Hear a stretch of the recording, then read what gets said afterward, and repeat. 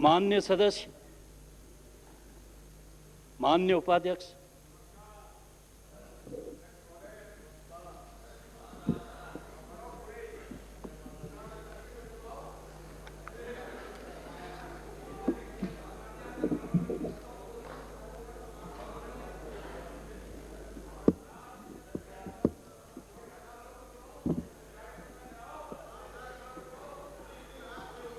प्रयास श्री शंकरलाल आहारी।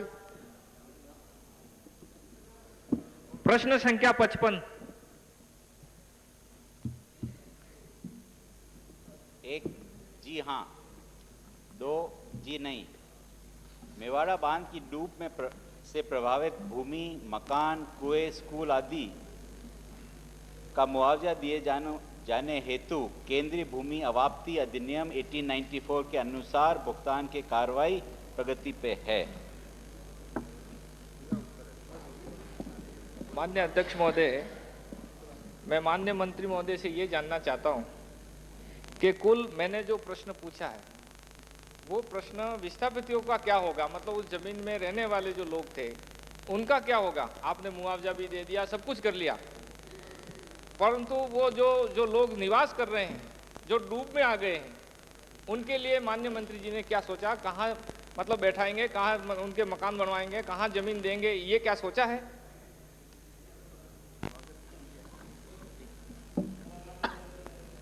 मैं कुछ जानकारी इस बांध के बारे में देना चाहता हूं, उससे क्लेरिफिकेशंस काफ़ी हो जाएंगे। ये एक लघु सिंचाई परियोजना है जो 94 के अंदर 441 लाख की स्वीकृति हुई थी और उसके बाद में इसको नाबार्ड से सैंक्शन होकर 567 लाख रुपए इस पे लागत आई और सब कार्य हो गया। अब जो नई हमने संशोधित आंकलन किया है वो 996 का किया है। बांध तैयार है, मुआवजा दे दिया गया है। मैं आ रहा हूं, मैं थोड़ी सी जानकारी देकर फिर इसीलिए मैंने इसमें प्रभावित विस्थापितों की संख्या 62 खातेदार प्रभावित हुए थे, जिनकी भूमि का रकबा 279.24 एकड़ डूब में आया। पंचायत समिति बिछीवाड़ा, जिला डूंगरपुर का एक प्राथमिक विद्यालय भवन भी डूब क्षेत्र में आया। अन्य प्रभावित परिवार की कोई भूमि डूब में नहीं आई। ये 62 परिवार को हमने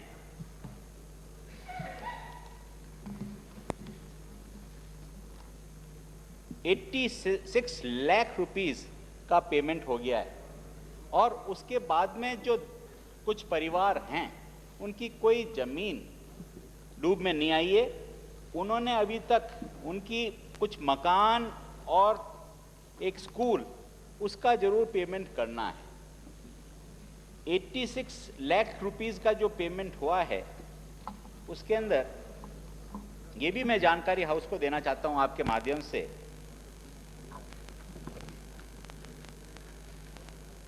कि 30% सोलेशियम भी दिया गया, 12% ब्याज भी जोड़ कर दिया गया। ये जो चाहते हैं कि सोलेशियम का मतलब है गुडविल।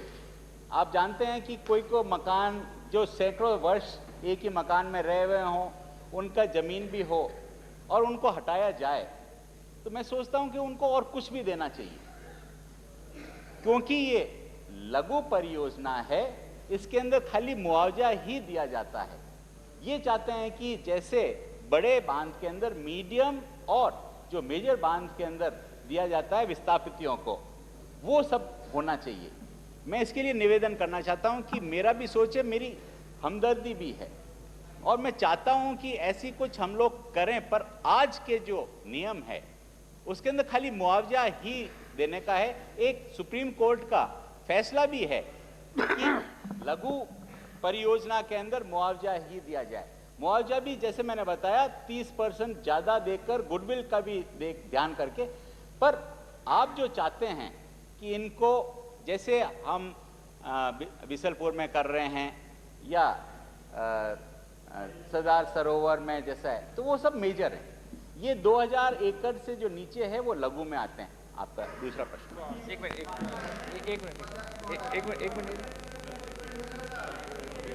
प्रश्नकर्ता माननीय सदस्य प्रश्नकर्ता। माननीय अध्यक्ष महोदय, वैसे बांध का काम चल रहा है और जो मुआवजा दिया है वो कम है। मेरे ख्याल से मुआवजा भी 1-1 लाख रुपया एक परिवार को पाती आता है। 62 परिवार है। कुल जमीन उसमें डूब में आ रही है 798 बीघा 2 विस्बा। आप जानते हो अध्यक्ष महोदय, आदिवासी क्षेत्र में जिला डूंगरपुर में जो कृषकों की जो हालत है वर्तमान में, वो कम जोत की भूमि है, भूमि कम है और कम भूमि होने के बावजूद भी वो जो इस डैम में जो डूब में चली गई जमीन, आपने मुआवजा दे दिया, आपने मकानों का, कुओं का, वृक्षों का, परकोटा का, सबका दे दिया। अब हमको पोटली बंधवा दी, हम पोटली बांध करके चल पड़े, पर हम चल करके जाएंगे कहाँ, बसेंगे कहाँ? तो हमारे बसाने का जो मैं माननीय उप मुख्यमंत्री जी से निवेदन करूंगा कि हम लोग कहाँ जाएंगे। बांध दिया, हम उससे लाभ ले लेंगे, सिंचाई भी जो सब कुछ कर लेंगे। तो मेरा आपसे ये अनुरोध है कि आपने एक अपने प्रश्न में ये कहा है, एक निवेदन है कि केंद्रीय भूमि अवाप्ति अधिनियम 1854 के अनुसार भुगतान की कार्रवाई प्रगति, ये आपने जो हमारे जो जमीन वाला मामला था वो केंद्रीय आधार पर छोड़ आप राजे, तो मैं आपकी बात करना चाहता हूं कि आपकी बात मान सुनिए, क्या आप मेरी तो सुने, आपकी सारी बात समझ गए मंत्री महोदय, तैयार हैं उत्तर देने को। हाँ, आप फरमाओ। ये माननीय उपाध्यक्ष महोदय, एक मिनट। ये जो मुआवजा आपने निश्चित किया, उसमें मार्केट रेट को ध्यान में रखा गया है या नहीं रखा गया? प्लीज सुन तो ले आप दे दीजिए उत्तर। और मार्केट रेट वहाँ की क्या थी? और मुझे जो ज्ञात हुआ है मार्केट रेट से कम मुआवजा दिया गया है। विस्थापितों के जहाँ मकान बने हुए हैं उनको अल्टरनेटिव कोई साइट नहीं बताई गई, वो कहाँ पर बसेंगे, कहाँ मकान बनाएंगे, कहाँ स्कूल घर बनेगा, इसकी कोई आपने योजना में कोई जानकारी हमको नहीं दी गई। मंत्री महोदय। उपाध्यक्ष महोदय, मैं हाउस के सामने ये जानकारी देना चाहता हूं कि जो जानकारी, मेरे ख्याल से ये जो प्रश्न का दायरा उसमें ही आप रहे तो ज्यादा ठीक रहेगा। बिल्कुल उसी में मैं ये देना चाहता हूं कि ये सही बात है कि माइनर इरिगेशन प्रोजेक्ट्स के अंदर खाली मुआवजा ही दिया जाना अभी तक अधिनियम में है। मेरा भी ये विचार था कि ये लोग कहाँ जाएंगे, कहाँ रहेंगे। मैंने भी ये कई प्रश्न मेरे विभाग वालों से पूछा और अभी तक हम लोगों के पास जो अधिनियम के में मुआवजा ही है। मुआवजा की जो आपने बात की कि मार्केट वैल्यू की बात रखते हुए उससे 30% ज्यादा, सुनिए 30% ज्यादा सोल्यूशन भी दिया गया, तो वो मार्केट वैल्यू से भी ज्यादा हो गया, उसके ऊपर ब्याज भी दिया गया। पर आपका और जो प्रश्न है बहुत अच्छा प्रश्न है और आज दुनिया के अंदर यही सोच चल रहा है कि जो सैकड़ों सालों से जो रहे हुए हैं और मेरी बात तो सुन लें, दुनिया में हिंदुस्तान भी आ गया, राजस्थान भी आ गया, सभी आ गए। मेरा भी यही सोच है। राजस्थान पहला प्रदेश है जो इस सोच से एक नई रिहैबिलिटेशन रीसेटलमेंट पॉलिसी अभी तक प्रस्तावित ही है, पर मैं जल्दी से जल्दी इसको लागू करने की कोशिश करूंगा। आज तो इसमें नहीं है, यही मैं आपको कह रहा हूं। माननीय उपाध्यक्ष महोदय, इस संबंध में माननीय मंत्री से मैं जानना चाहता हूं। श्री बनवारी लाल।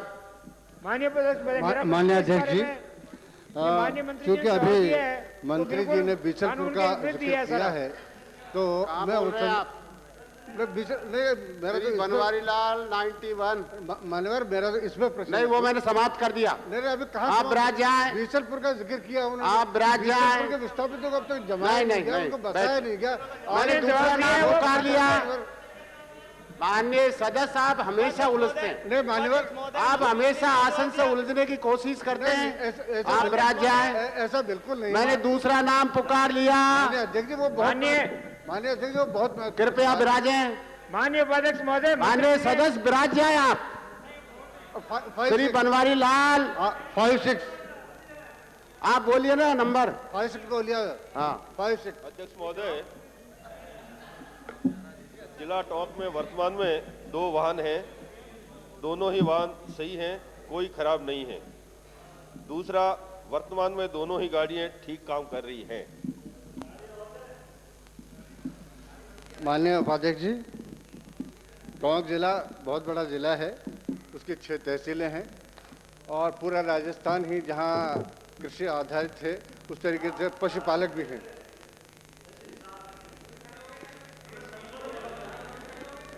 चलिए और इजाफा कर ले उसमें साहब, मैंने कम तो नहीं बोली। तो मान्यवर, सिर्फ उसके अंदर 2 वाहन वहाँ पर दिए हुए हैं और माननीय मंत्री जी ये बताएं कि उनको कितने तो जानवरों की देखभाल करनी होती है, कितने यहाँ पर चिकित्सालय हैं, कितने डॉक्टर्स हैं और वो कैसे उसको व्यवस्थित कर पाते हैं। पिछले दिनों ऐसे पिछली गर्मी के अंदर गलघोटू बीमारी आई, सैकड़ों जानवर जगह जगह मर गए। मैंने जाकर के वहाँ डॉक्टरों से कहा कि आप जाइए, जाकर के देखिए, उनके पास साधन सुविधा या आप मेडिकल जो मनुष्यों को देखभाल करने वाली है वहाँ तो आपके 50 गाड़ी हैं, 50 डॉक्टर हैं। और जहाँ पर हमारे जो आधारित है हमारी पूरी आपने जो प्रश्न पूछा है वो कितने वाहन खराब हैं? मानिए मैं बात, 2 वाहन है, दोनों ठीक हैं, चल रहे हैं। मानिए मेरी अब इसमें आगे प्रश्न ही पैदा नहीं होता। मेरी बात तो सुनिए साहब, ये दोनों अपर्याप्त हैं। मेरा ये कहना दोनों अपर्याप्त है। 2 वाहन कौन सा 2 वाहन है और वो बिल्कुल अपर्याप्त है, इनको ज्यादा वाहन वहां पहुंचाना चाहिए। और जो मैंने बात पूछी वो बताएं आप, कितने तो चिकित्सालय, कितने डॉक्टर, कितने कई बीमारियों के बारे में आपकी जानकारी है? अगर नहीं है तो क्यों नहीं है? इसमें डॉक्टरों का कहीं जिक्र नहीं होता। अध्यक्ष महोदय, ये माननीय सदस्य ने अलग से प्रश्न पूछ लिया है, ये भी मैं जवाब अगर ये चाहेंगे तो दे दूंगा। आज सिर्फ गाड़ियों के मामले में दिया है। एक गाड़ी जिला पशुपालन के अधिकारी के पास में रहती है, एक जो हमारे यहाँ पे LN2 सप्लाई करते हैं तो ADLHD के पास में रहती है। मान्यवर, गाड़ियों के बारे में तो आप पास जानकारी है, मोदी और चिकित्सालय डॉक्टर के बारे में नहीं सर। श्री भीमराज भाटी, आप कृपया बनवारी लाल जी। श्री भीमराज भाटी 58 माननीय उपाध्यक्ष महोदय, खंड 1 राज्य में मरु विकास के लिए केंद्रीय प्रवर्तित योजना मरु विकास कार्यक्रम संचालित है। खंड 2 भारत सरकार द्वारा मरु विकास कार्यक्रम निम्न जिलों में संचालित है: जोधपुर, जैसलमेर, जालोर, पाली, सीकर, नागौर, चुरू, हनुमानगढ़, झुंझुनू, बाड़मेर, बीकानेर,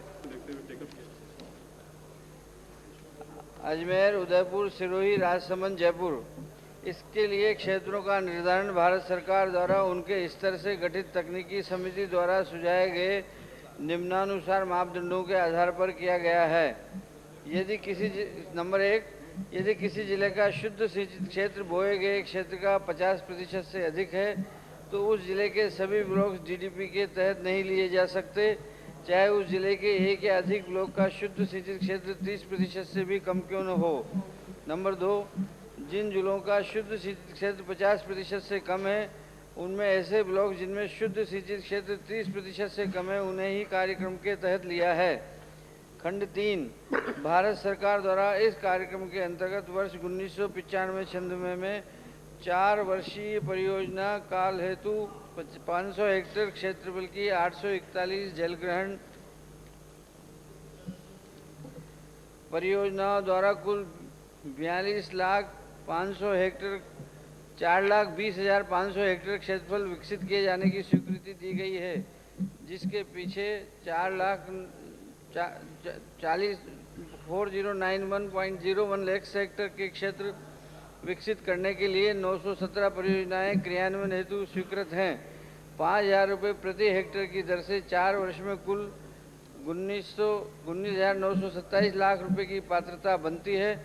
इन परियोजनाओं के पेटे वर्ष 1995-96 में 3,254.80 लाख रुपए, वर्ष 96-97 में 1,227.91 लाख रुपए और वर्ष 97-98 में 3,284 लाख रुपए एवं वर्ष 98-99 में 3,959.14 लाख रुपए स्वीकृत रुपए प्राप्त हुए हैं।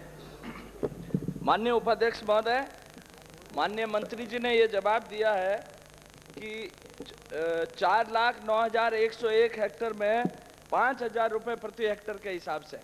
तो माननीय उपाध्यक्ष महोदय, मैं सबसे पहले तो मंत्री महोदय की जानकारी में ये लाना चाहता हूँ कि आपने जो एलिजिबिलिटी बताई है 19,927,55,000 रुपये, तो ये 5,000 रुपये प्रति हेक्टेयर के हिसाब से 20,455 लाख रुपए होती है। अगर ऑर्डिनरी मैथमेटिक्स का स्टूडेंट भी कैलकुलेट करे तो ये 20,455 लाख रुपए बनती है। एलिजिबिलिटी में ही आपने गलती सदन को बता दी 5,000 रुपए पर हेक्टेयर के हिसाब से। अब ये 527 लाख रुपए का तो आपने एलिजिबिलिटी में ही लॉस कर लिया, हानि खो दी। अब पिछले 4 सालों में आपको 11,642.69 लाख प्राप्त हुआ है, तो आपको प्राप्त होना चाहिए था 20,455 लाख रुपए। ये जो शॉर्टफॉल है 8,812.36 लाख का, ये 8,812 लाख का जो शॉर्टफॉल है, कहीं वो ऐसा तो नहीं है कि राज्य सरकार ने समय पे स्टेटमेंट नहीं दिए, समय पे कंप्लीशन रिपोर्ट नहीं दी, समय पे यूटिलाइजेशन ये नहीं किया, उस वजह से ये जो 88 करोड़ रुपए का जो राज्य सरकार को नुकसान होगा, राज्य सरकार को जो कम प्राप्त हुए अब प्राप्त हो चुके हैं। 97-98 में भी आपको आ गए, कुल 11,600 चिल्लर लाख प्राप्त हुए, प्राप्त होने चाहिए थे आपको 20,000 चिल्लर लाख। तो ये जो 88 करोड़ का 8,812 लाख का लॉस हुआ है, उसके क्या वजह? एक पहला प्रश्न तो मेरा ये है। दूसरा प्रश्न कि पाली जिले में इस योजना के अंतर्गत कितनी परियोजनाएं स्वीकृत की गई है और उन परियोजनाओं में कितना पैसा अभी तक पिछले 3 सालों में आप खर्च कर चुके हैं? माननीय उपाध्यक्ष महोदय, जैसा मैंने निवेदन किया कि 4 वर्ष के लिए योजना स्वीकृत हुई, उस योजना का कार्य 4 वर्ष तक लगातार चलता रहता है और जिस तरह से पैसा खर्च होता है उसका सर्टिफिकेट हम यहाँ से भेजते हैं, उसके अगेंस्ट में भारत सरकार से पैसा रिलीज हो जाता है। तो मैं माननीय सदस्य को आपके माध्यम से विश्वास दिलाना चाहता हूँ कि इसमें कोई पैसा लैप्स नहीं होगा और जितना पैसा हमारा स्वीकृत हुआ वो निश्चित रूप से वहाँ से प्राप्त कर लिया जाएगा। और जो कुल 917 योजनाएँ स्वीकृत थी उन पर कार्य प्रगति पर है। अब आपने ये प्रश्न तो अलग से पूछ लिया, इस मूल प्रश्न में कहीं भी नहीं था पाली जिले में कितने काम स्वीकृत हुए। इन्होंने पूरी इन्फॉर्मेशन मुझसे मांगी थी, मैंने पूरी सूचना इनको आपको दे दी। उसके बाद भी आपको अतिरिक्त सूचना चाहते हैं तो आप लिख करके दे दें तो मैं निश्चित रूप से आपको उपलब्ध करवा दूंगा। उन्होंने आप भेज देना सूचना। हाँ, बाकी राज्य सरकार पूर्ण रूप से इस योजना को ठीक तरीके से मॉनिटर कर रही है और जहाँ जहाँ कार्य चल रहे हैं उन पर पूरा ध्यान दिया जा रहा है और जो मापदंड हैं उनके मुताबिक काम चल रहा है। श्री हरजीराम बरोड़ा। सही है कि भारत सरकार ने भी आपको बार बार निर्देश दिया है कि समय पर आप स्टेटमेंट नहीं भेज रहे हैं, इसलिए अगली किस्त में आपके पैसे लैप्स हो जाते हैं। क्या यह सही है कि राज्य सरकार को इसका बहुत बड़ा लॉस हुआ है? इस बारे में भारत सरकार ने बार बार आपको एतराज़ जताया कि अगर आप समय पर पैसा नहीं भेजेंगे, खर्चे का विवरण नहीं भेजेंगे तो अगला अलॉटमेंट आपको नहीं होगा, और जो भी अलॉटमेंट होगा अगर कम खर्चे का स्टेटमेंट आपने भेजा है तो वो उतने पैसे काट करके आपको भेजेंगे। क्या यह सही है? माननीय उपाध्यक्ष महोदय, ये एक नॉर्मल प्रक्रिया है।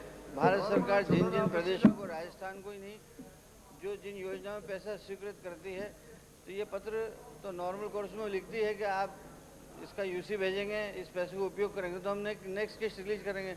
तो ये कोई नई बात आपने माननीय सदस्य ने नहीं पूछी मुझसे कि क्यों लिखती है। उन्होंने कहा सरकार का कोई लैकुना रहा है क्या? और उसके लिए पत्र भी उनके इसी योजना। मेरा सीधा सवाल है, आपको ये घुमाने की जरूरत नहीं है।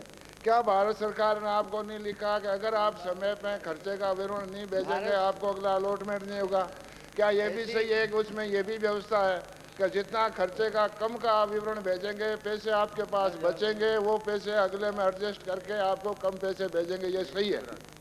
माननीय उपाध्यक्ष महोदय, इस योजना के अलावा भी ऐसी कई योजनाएं हैं जो केंद्र सरकार और भारत सरकार के सहयोग से चलती है और भारत सरकार के सचिव, केंद्र सरकार के सचिव के बीच में वार्तालाप चलती रहती है। कई बार वो मिलने भी जाते हैं, पत्रों के माध्यम से भी सारी सूचनाएं प्राप्त की जाती है। और भारत सरकार का हमेशा ये प्रयास रहता है कि जो पैसा हम भेज रहे हैं उसका समुचित उपयोग हो। नहीं, आपके पास जवाब नहीं था, आप सीधा कह दीजिए या प्रश्न को स्थिर करा दीजिए।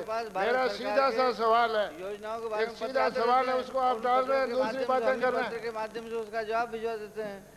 तो ये तो एक यूजुअल प्रोसेस है, नॉर्मल कोर्स की बात है। इसमें कोई नई कोई बात नहीं कि भारत सरकार ने हमको क्यों लिखा।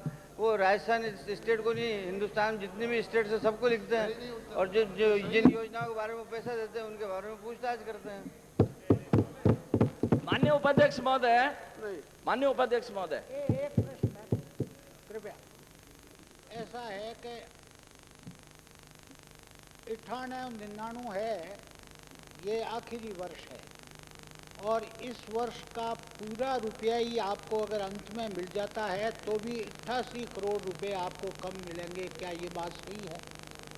अगर पूरा ही, पहले तो हुआ 100 खर्चा हो गया, अब 6 महीने या 8 महीने या 10 महीने और बचे हैं, वो भी अगर जो आपने प्रावधान किया है पूरा खर्च हो जाए उस समयावधि में मार्च 1999 तक, तो भी 88 करोड़ रुपए का आपको कम मिलेगा। ये गलती किसकी है? अध्यक्ष महोदय, मेरा सीधा सवाल था कि राज्य सरकार को प्रत्येक तिमाही में हिसाब भेजना पड़ता है और वो हिसाब अगर खर्चे का भेजेंगे तो अगली किस्त भारत सरकार देगी। और राज्य सरकार बार बार इसमें लैप्स हुई है और वो पैसे जो दूसरी किस्त आई है वो पहले वाले बचे हुए पैसे काट करके आई है। अब आपने जैसे कहा कि अंत में आपको मिलेंगे, अंत में क्या मिलेंगे? अंत में हिसाब ये बराबर हो जाएगा जितना आपने खर्चा किया। मंत्री महोदय, आप कुछ कहना चाहते हैं? माननीय उपाध्यक्ष महोदय, जो इस योजना के अंतर्गत भारत सरकार से मंजूरी मिली है उस पैसे को पूरे को हम भारत सरकार से प्राप्त निश्चित रूप से कर लेंगे और उस पैसे के उपयोग से जो जलग्रहण योजना है उनको चलाई जाएगी। अब इतनी बड़ी योजना के अंदर जहाँ इतने रुपए खर्च किए जा रहे हैं, आपका कहने साहब कि 25, 30, 50, 40 लाख कम मिलेंगे, तो ये 5,000 रुपये प्रति हेक्टेयर तो एक नॉर्मल कोर्स में कीमत तय की है। अगर मान लिया एक योजना के अंदर 500 हेक्टेयर में 25 लाख रुपए चाहिए और अगर ये योजना 22 लाख में पूरी हो जाए तो क्या राज्य सरकार 3 लाख रुपए जबरदस्ती खर्च करे वहाँ पर? ये तो कैलकुलेशन की बात है। मोटे तौर पर 5,000 रुपये तय किए, कई बार 5,000 या 4,500 में काम हो सकता है और कभी अगर उससे ज़्यादा कोई वहाँ की लोकल कंडीशन इसी के पैसा ज़्यादा खर्च करना पड़ता है तो एडिशनल सैंक्शन भी राज्य सरकार उसको देती है। इसलिए जो आपने प्रश्न पूछे हैं तो आप इस शंका को अपने मन से निकाल दें कि राज्य सरकार को मिलने वाला पैसा जो भारत सरकार से वो कहीं लैप्स होगा। राज्य सरकार पूर्ण रूप से सजग है, लगातार इन योजनाओं का मॉनिटरिंग कर रही है, स्पेशल ऑफिसर समय समय पर भेजे जाते हैं और निश्चित रूप से राज्य सरकार अपने हिस्से का जो भी पैसा केंद्र सरकार से मंजूर हुआ है एक एक पैसा वहाँ से लाती है और लाने का प्रयास कर रही है और कोई पैसा लैप्स नहीं होने दिया जाएगा। श्री भगराज चौधरी, मैंने समाप्त कर दिया ये प्रश्न कर दिया आपने, अगला पुकार लिया। अच्छी बात, ठीक है। श्री भगराज चौधरी, अब सवाल कैसे पैदा होगा जब मैंने वो चर्चा ही समाप्त कर दी? बहुत महत्वपूर्ण सवाल है। Question number 59। उपाध्यक्ष महोदय, क्वेश्चन नंबर महोदय से ये जानना चाहता हूँ कि आपने जवाब दिया है। मंत्री जी जवाब देना शुरू कर दिया, आप लेट उठे थोड़ा। जी हाँ, फरवरी 1995 में थाना जसवंतपुरा जिला जालोर के क्षेत्र में नवोदय विद्यालय जसवंतपुरा में छात्र साधुराम पुत्र नैनाराम चौधरी निवासी किशनगढ़ की विद्यालय के कुएं में गिरने से मृत्यु हुई थी, जिस पर थाना जसवंतपुरा में मर्द संख्या 3 दर्ज हुआ था। छात्र की लाश का पोस्टमार्टम करवाया गया, किंतु लाश के बुरी तरह सड़ जाने से मृत्यु का कारण केमिकल परीक्षण के बाद बताने की राय दी गई। खंड 2, जी हाँ, विसरा दिनांक 25/4/95 को परीक्षण हेतु भेजा गया। विसरा की परीक्षण रिपोर्ट दिनांक 11/9/96 को प्राप्त हुई, जिसमें विसरा में किसी प्रकार के जहर का नहीं होना पाया। परीक्षण रिपोर्ट परिशिष्ट क पर संलग्न है। उपाध्यक्ष महोदय, मैं आपके माध्यम से माननीय गृह मंत्री से जानना चाहूँगा कि प्रश्न के दोनों भाग के उत्तर को देखते हुए आपकी राय में इस छात्र की मृत्यु का क्या कारण है, चाहे पोस्टमार्टम रिपोर्ट में कोई दर्शाया हो अथवा विधि विज्ञान की परीक्षणशाला से जो रिपोर्ट आई है उसको देखने के पश्चात कोई कारण जो नज़र आया हो, आखिर में क्या कारण था उसकी मृत्यु का, ये मैं आपसे जानना चाहूँगा। माननीय उपाध्यक्ष महोदय, मैं खंड 1 में बता चुका हूँ कि नवोदय विद्यालय के पास एक कुआं था। उस कुएं में इनकी लाश बड़े लंबे समय के बाद बड़ी क्षत विक्षत अवस्था में सड़ी हुई मिली थी और उसके बाद उसका पोस्टमार्टम किया गया। उसके हिसाब से कोई एक्सटर्नल इंजरी कोई सामने नहीं आई, तो फिर विसेरा भेजा गया और विसेरा में भी जहर नहीं होने का ये प्रमाण पत्र आ गया। और इसके बारे में किसी ने किसी तरह की कोई शंकाएं उस समय भी जाहिर नहीं की, उसके बाद भी जाहिर नहीं की ये हत्या है या इसको मार कर डाला, ऐसा कोई किसी तरह का प्रमाण पत्रावली पर नहीं है। उपाध्यक्ष महोदय, मंत्री महोदय मेरे ख्याल से संभवतः विभाग से सही जानकारी प्राप्त नहीं कर सके हैं। मैं स्वयं पोस्टमार्टम के समय मौके पर मौजूद था। लाश को शक्तिविक से हालत में सड़ा हुआ बताया गया, बिल्कुल गलत बात है।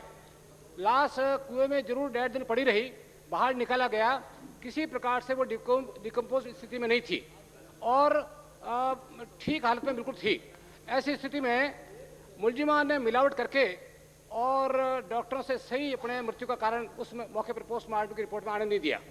उसके पश्चात विसरा में भेजा गया। विसरा की रिपोर्ट भी 1.5 साल तक रोकी रखी। इस दौरान में उन्होंने मैनिपुलेशन किया यहाँ आकर के और इस रिपोर्ट को अंदर भी उन्होंने ये दिखा दिया कि मृत्यु का कारण मालूम नहीं पड़ रहा है। फिर आप बताइए आखिर में इसकी मृत्यु का कारण क्या है? अगर व्यक्ति जिंदा था और स्वयं सुसाइड कमिट करने के लिहाज से अंदर गिर गया तो उसके पेट में पानी निकलना चाहिए, जो पोस्टमार्टम की रिपोर्ट के आधार पर नहीं पाया गया। शरीर पर कोई चोटें नहीं थी और जहां तक शरीर का सवाल जो मैंने देखा था पोस्टमार्टम करते समय, उसमें जहर देकर के मारने की स्थिति में उसके शरीर के विभिन्न भागों पर अपने अलग अलग प्रकार का कलर था, नीलापन था, जिस बात को प्रमाणित करता है उसको जहर देके मारा गया। मगर यहाँ पर विधि विज्ञान प्रयोगशाला के अधिकारी से मिलावट करके एफएसएल के अधिकारी से मिलावट करके और सही कारण सामने आने दिया। और मौके पर जब पोस्टमार्टम जब किया गया था उस समय भी डॉक्टरों से यह कहा गया कि आप एक बार धक्का लगा दीजिए और मृत्यु का कारण मत बताइए बाद में, वरना आप देखिए रिपोर्ट को जिसमें कहीं लिखा हुआ नहीं है। आप सवाल पूछ रहे हैं, पोस्टमार्टम रिपोर्ट कहीं लिखा हुआ नहीं है।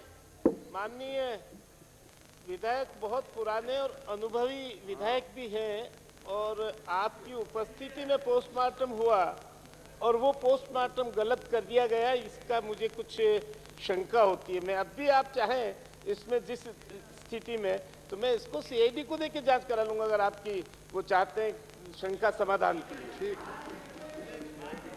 ये बता दो आप। श्री मदन मोहन, मैं इसकी सीआईडी में दे देता हूँ। प्रश्न संख्या 60। कितने श्री मदन मोहन, मैंने दूसरा नाम पुकार लिया माननीय सदस्य श्री मदन मोहन। एक थोड़ा सुझाव देना चाहिए मंत्री अब नहीं श्री मदन मोहन,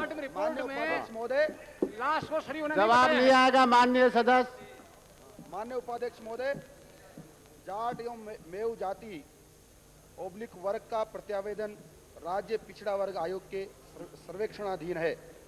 इस संबंध में आयोग की रिपोर्ट प्राप्त होने पर राज्य सरकार विचार करेगी। ओड जाति ओब्लिक वर्ग राज्य पिछड़ा वर्ग सूची में क्रम संख्या 42 पर अंकित है। माननीय उपाध्यक्ष महोदय, इस विधानसभा सत्र के काल के प्रथम वो जो बजट सत्र था उस बजट सत्र में पहला प्रश्न यही था और जो जवाब आज मंत्री महोदय ने दिया, आज 4.5 साल बीत चुके हैं और वही सर्वेक्षण आज तक जो जवाब इन्होंने उस सत्र में दिया वही जवाब आज है। 4 साल के दौरान मैंने इनमें ये 3 ही जातियों के बारे में पूछा था, जाट, मेव और ओड के बारे में। ओड का सर्वेक्षण हो गया और जाट और मेव का सर्वेक्षण आज तक नहीं हो पाया है। माननीय उपाध्यक्ष महोदय, इस राजस्थान में नहीं, इस देश में इतनी विविधता है और इतनी जातियां बसी हुई हैं, लेकिन जो किसान तबके की और गरीब तबके की जो जातियां हैं वो ये हैं और इनको यदि ओबीसी में शामिल कर लिया जाए तो जो इन वर्गों के लोग आते हैं उनको प्रतिनिधित्व राज्य सरकार की नौकरियों में मिलने लगेगा और केंद्र सरकार की नौकरियों में भी मिलने लगेगा और ये तबके गरीब तबके से उठ करके और इनका उत्थान हो पाएगा, आगे बढ़ने की स्थिति में आ जाएंगे। तो मेरा आपके माध्यम से यही निवेदन है मंत्री महोदय से कि मंत्री महोदय, ये 4 साल तो आपको बीत गए सर्वेक्षण के दौरान, यदि 40 साल का आपका इरादा हो तो 40 साल इनका सर्वेक्षण और कराइए। आप तो मेरे को केवल इतना जवाब दीजिए कि मैंने इसमें केवल इतना पूछा, यदि आप इनको ओबीसी में शामिल करना चाहते हैं कि नहीं, आपने केवल इस सर्वेक्षण के आधार पर देना चाहे। सर्वेक्षण माननीय उपाध्यक्ष महोदय, जो मंत्री महोदय ने जो जवाब दिया है, पूर्णतया इनकी कोई तैयारी के आधार पर नहीं है और इन्होंने अपनी तैयार किया है। इसलिए मैं आपके माध्यम से निवेदन करना चाहूंगा कि केवल मंत्री महोदय इतना जवाब दें कि इनको शामिल करेंगे या नहीं करेंगे। मंत्री महोदय। माननीय उपाध्यक्ष महोदय, माननीय सदस्य ने कहा है कि 4 साल में क्या किया।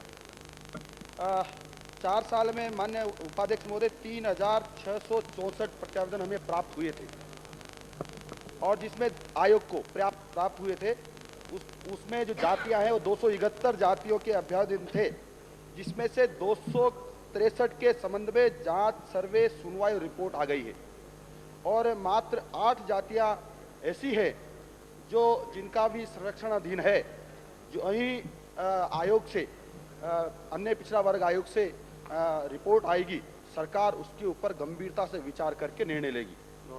माननीय उपाध्यक्ष महोदय, एक मिनट, महोदय से ये जानकारी चाहती हूँ। भवानी जोशी, राज्य सरकार ने जो सर्वेक्षण करवाया है पर्याप्त है माननीय सदस्य, सर्वेक्षण के अनुसार उत्तर पर्याप्त है। मंत्री महोदय इससे ज्यादा उत्तर दे नहीं सकेंगे, उत्तर पर्याप्त है। परिणाम आपके सम्मुख आया है। माननीय उपाध्यक्ष, प्रश्न संख्या 61। माननीय उपाध्यक्ष महोदय, मेरी जाति केवल अलवर जिले में बसती है, इसका सर्वेक्षण भवानी जोशी, प्रश्न संख्या 61, राजस्व मंत्री। उपाध्यक्ष महोदय, इतने महत्वपूर्ण प्रश्नों पे सप्लीमेंट्री नहीं पूछने दे रहे हैं आप पहले उठते, मैं क्या करूं? पहले 2 बार उठते, पहले वाले प्रश्न में भी उठा था मैं अनुशासित व्यक्ति हूँ, इसलिए पहले वाले प्रश्न में भी उठा था, फिर बैठ गया। इस प्रश्न में मैंने जो सवाल पूछा उसका तो जवाब दिलाइए। मैं आपकी तरफ सबसे ज्यादा देखता हूँ। नहीं, वो जवाब नहीं दे रहे, आप तो देख रहे हो, राजस्व लेकिन मंत्री वो जवाब महोदय, नहीं दे रहे। जो सर्वेक्षण आया है उसके संदर्भ में आपका क्या कहना है, बताइए। सुनिए, शांत रहिए माननीय सदस्य। नंबर 1, वर्ष 96-97 एवं 97-98 में बांसवाड़ा जिले के गढ़ी तहसील कार्यालय में भूमि रूपांतरण एवं नामांतरण के निम्न प्रकार आवेदन पत्र प्राप्त हुए और इनमें से किए गए निस्तारण का विवरण निम्न प्रकार है। 96-97 पूर्व के शेष कुछ नहीं, दर्ज 146, योग 146, फैसल 137, शेष 9। 97-98 में दर्ज 68, योग पूर्व के 9, योग 77, फैसल 77, शेष कुछ भी नहीं। नामांतरण 96-97 पूर्व के शेष 17, दर्ज 1302, निस्तारण 1319, योग 1319, निस्तारण 1289, शेष 30। 97-98 में शेष 30, दर्ज 1094, योग 1124, फैसल 1124, शेष कुछ भी नहीं। इस प्रकार भूमि निस्तारण एवं नामांतरण के वर्ष 96-97 एवं 97-98 के कोई प्रकरण शेष नहीं है। माननीय उपाध्यक्ष, कोई प्रश्न ही नहीं उठता। माननीय उपाध्यक्ष इससे कोई ये प्रश्न जो नहीं उठता। जवाब दिया बिल्कुल असत्य है। श्री रामस्वरूप मीणा। प्रश्न है, पिछले 8 वर्षों से इस राज्य सरकार ने न कोई नामांतरण के कार्य कराए हैं, न अलॉटमेंट, न नियमितीकरण, न नदी खातले अलॉटमेंट, कोई राजस्व कार्य नहीं कराए हैं। और इनका ये जो है ना एक अजीब परंपरा है कि रूटीन में जो राजस्व अधिकारियों को हर वर्ष काम करना चाहिए वो कतई तौर पर नहीं किया गया। इस सदन में माननीय जो है मंत्री महोदय ने वादा किया था सदन को कि वो 1 मई से लेकर 30 जून तक ये समस्या निराकरण कार्य करवाएंगे, इन्होंने नहीं करवाया। ये इसके दोषी हैं, इसका जवाब दें। उपाध्यक्ष महोदय, चिकित्सा मंत्री महोदय, माननीय कृपया उपाध्यक्ष, विराजें। मैं अब समय नहीं दूंगा। विराजें जोशी जी। वादे का तो जवाब दिलवाएं साहब। जी हाँ, वादे का तो जवाब मैं दिलवाएं। नया ने पूरे समय आउटडोर में न बैठने एवं प्राइवेट प्रैक्टिस करने वाले चिकित्सकों की शिकायतें प्राप्त होने पर उनकी जांच की जाती है। जांच में दोषी पाए चिकित्सकों के विरुद्ध नियमानुसार कार्रवाई की जाती है। खंड 2, राज्य सरकार के नियमानुसार चिकित्सकों की चिकित्सालय समय से पूर्व एवं पश्चात मरीजों के घर पर फीस लेकर देखने का प्रावधान है। फिर भी जिन चिकित्सकों के विरुद्ध इस संबंध में शिकायतें प्राप्त होती है उनकी जांच करवाई जाती है और दोषी पाए जाने वाले चिकित्सकों के विरुद्ध नियमानुसार कार्रवाई की जाती है। दोष है कि आप इसका जवाब नहीं दिलवा रहे। जो सदन में रिकॉर्ड पर एक मंत्री महोदय ने वादा किया और उस सरकार ने उस वादे को नहीं निभाया। सदस्य, मैंने दूसरा प्रश्न पुकार लिया। कैंसिल करवा आप दी। विराजें, कृपया कृपया जवाब तो दिलवाइए। कृपया। हाँ, माननीय रामस्वरूप उपाध्यक्ष जी। महोदय, मैंने माननीय मंत्री जी महोदय से ये पूछा था, क्या ये सही है कि राज्य के सभी प्रमुख चिकित्सकों में चिकित्सकों द्वारा समय पर न आने पर समय आउटडोर में न बैठने तथा प्राइवेट प्रैक्टिस करने की शिकायतें प्राप्त हुई हैं? आपने इसमें लिख दिया साहब जी हाँ, लेकिन इसमें ये नहीं बताया माननीय उपाध्यक्ष महोदय इन्होंने अब जिन लोगों की शिकायत प्राप्त हुई है उनके खिलाफ अब तक क्या कार्रवाई हुई। SMS में इस प्रकार की कई शिकायतें अब तक आपके पास आई हैं, क्या कार्रवाई उनमें अब तक आपने की? इस बात को माननीय मंत्री महोदय बतावें। दूसरा मेरा निवेदन है, मैंने पूछा था चिकित्सक मरीजों को उन्हें फीस लेकर के देखते हैं और घर पर ये फीस लेते हैं। माननीय उपाध्यक्ष महोदय, मेरा माननीय मंत्री महोदय से सीधा प्रश्न है, क्या आपने उनको फीस लेने की छूट दे रखी है? यदि हाँ, तो वो उनको फीस लेने का कोई निर्धारित कर रखा है आपने मापदंड? अगर घर की प्रैक्टिस करते समय 50 रुपए लेंगे, 100 लेंगे, वहां पे 500 रुपए, 100 रुपए, 200 रुपए मर जाए जो ले ली जाती है। और ये फीस किस बात की लेती है? अब तुमको SMS में जब एडमिशन मिलेगा, जब मेरे घर आकर के आप फीस दोगे, और इस प्रकार की फीस वास्तव में मरीजों के साथ लग रही है। इसलिए क्या मंत्री महोदय इस प्रकार का जो अन्याय मरीजों के साथ हो रहा है, क्या इस पर रोक लगाने की कोई विचार आप इस पर कर रहे हैं किसी प्रकार का? तीसरा मेरा प्रश्न है साहब, आपने जिन डॉक्टरों को SMS में लगा रखा है, वो डॉक्टर क्या करते हैं साहब, SMS में उनकी जांच न करवा के उनके सारे परीक्षण SS में न करा करके और बाहर वो परीक्षण करवाते हैं जिनसे उनका कमीशन बंधा हुआ रहता है लेबोरेटरियों से। कृपया क्या आप इस पर रोक लगाने का इरादा रखते हैं? आपकी नजर में भी इस प्रकार की बातें पहले माननीय मंत्री महोदय आई हैं, लेकिन बड़े दुख की बात है आपने उन पर ध्यान नहीं दिया। या तो आप उन डॉक्टरों से या तो आप मिल गए या उनने आपके हाथ जोड़ दिया आकर के, इसलिए आपने उनको बकस दिया। इसलिए आप कृपया इसमें क्या कार्रवाई करें, ये मेरा निवेदन है। तीसरा मेरा ये निवेदन है,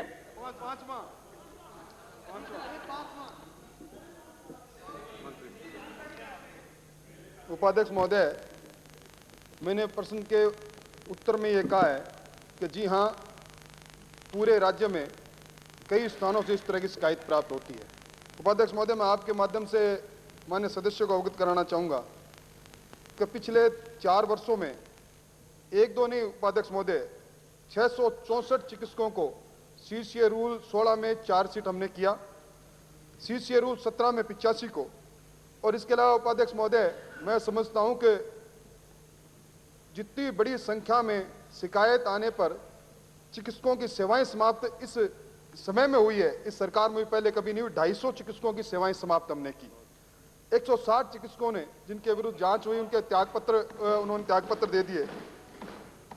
और उपाध्यक्ष महोदय, 47 चिकित्सकों के विरुद्ध ACD में मामले विचाराधीन है। माननीय सदस्य ने यह जानना चाहा कि क्या इन चिकित्सकों को हम चिकित्सालय के समय के पश्चात ये अपने घरों पर मरीजों को देख सकते हैं। उपाध्यक्ष महोदय, राजस्थान मेडिकल ऑफिसर्स रूल्स 1964 के अंदर एक प्रावधान है।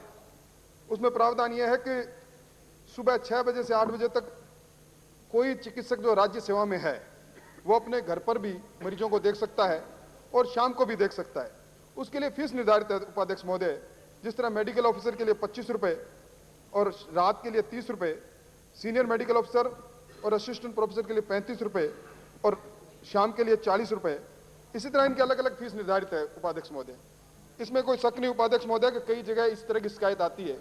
हमने एक सर्कुलर जारी करके सब जगह ये निर्देश दिए हैं कि वो एक तख्ती लगा लें, राज्य सरकार से जितनी प्रिस्क्राइब्ड फीस वो ले सकते हैं उतनी प्रिस्क्राइब्ड फीस ही वो वसूल करें।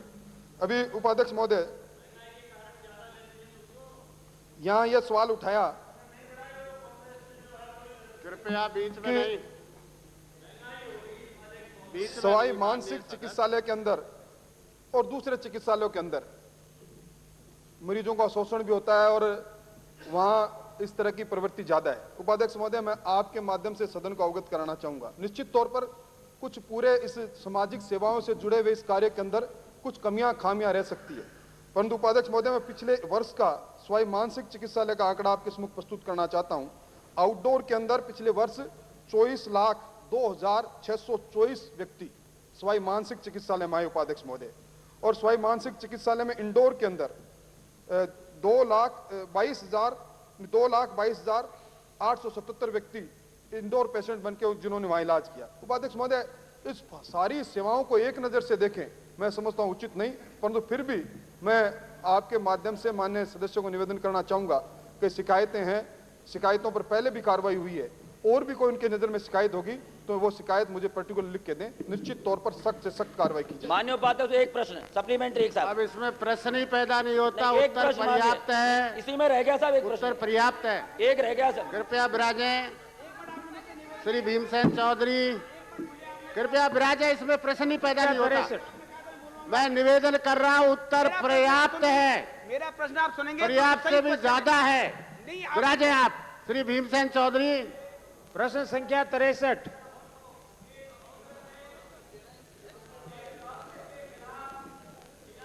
क्रमांक 1 अंकित नहीं हो रहा है मोदी जी, आप बिना आज्ञा के बोल रहे हैं।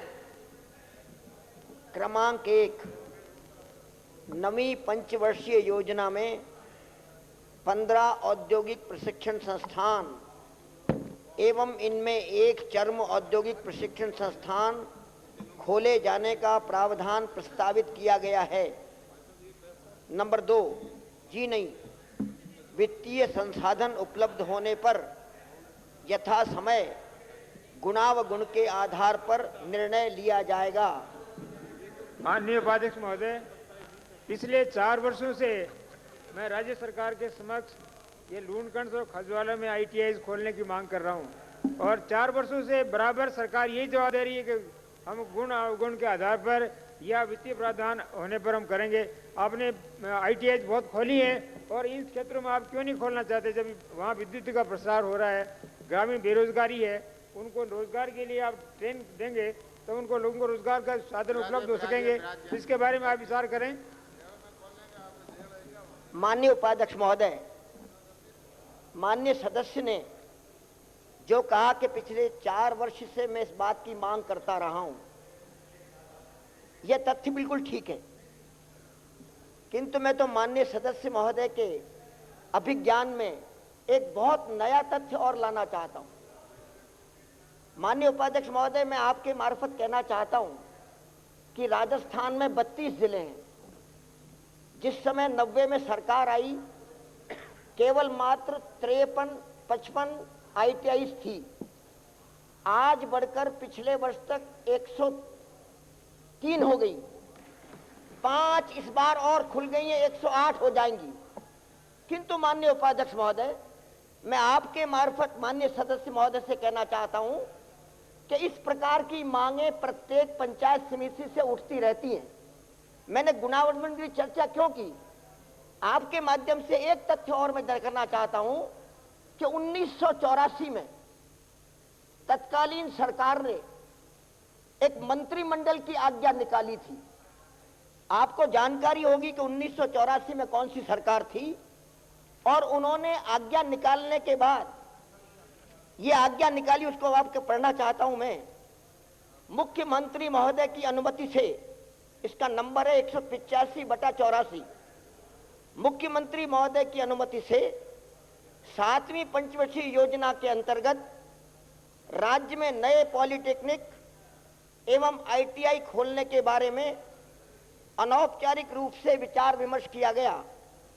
विभिन्न स्थानों पर वर्तमान में चल रहे 13 पॉलिटेक्निक की स्थिति को नोट किया गया। पूर्व में जो 5 पॉलिटेक्निक पुरुषों के लिए एवं 5 पॉलिटेक्निक महिलाओं के लिए 7वीं पंचवर्षीय योजना के अंतर्गत खोलने का तय किया गया था, उसमें वृद्धि करते हुए निर्णय लिया गया कि पुरुषों के लिए 3 अधिक पॉलिटेक्निक नागौर, सिरोही और टोंक में खोले जाएं। महिलाओं के लिए पॉलिटेक्निक खोलने के स्थानों का चयन जो पहले तय किया जा चुका था, उसमें संशोधन करते हुए निर्णय लिया गया कि ये पॉलिटेक्निक अब और अजमेर, बूंदी, चित्तौड़गढ़, पाली, सीकर में खोले जाएंगे। इसी प्रकार अब मुख्य बात आ रही है, 7वीं पंचवर्षीय योजना के अंतर्गत राज्य में 34 स्थानों पर औद्योगिक प्रशिक्षण संस्थान खोलने का प्रस्ताव था, जिसमें लून करंट शामिल था।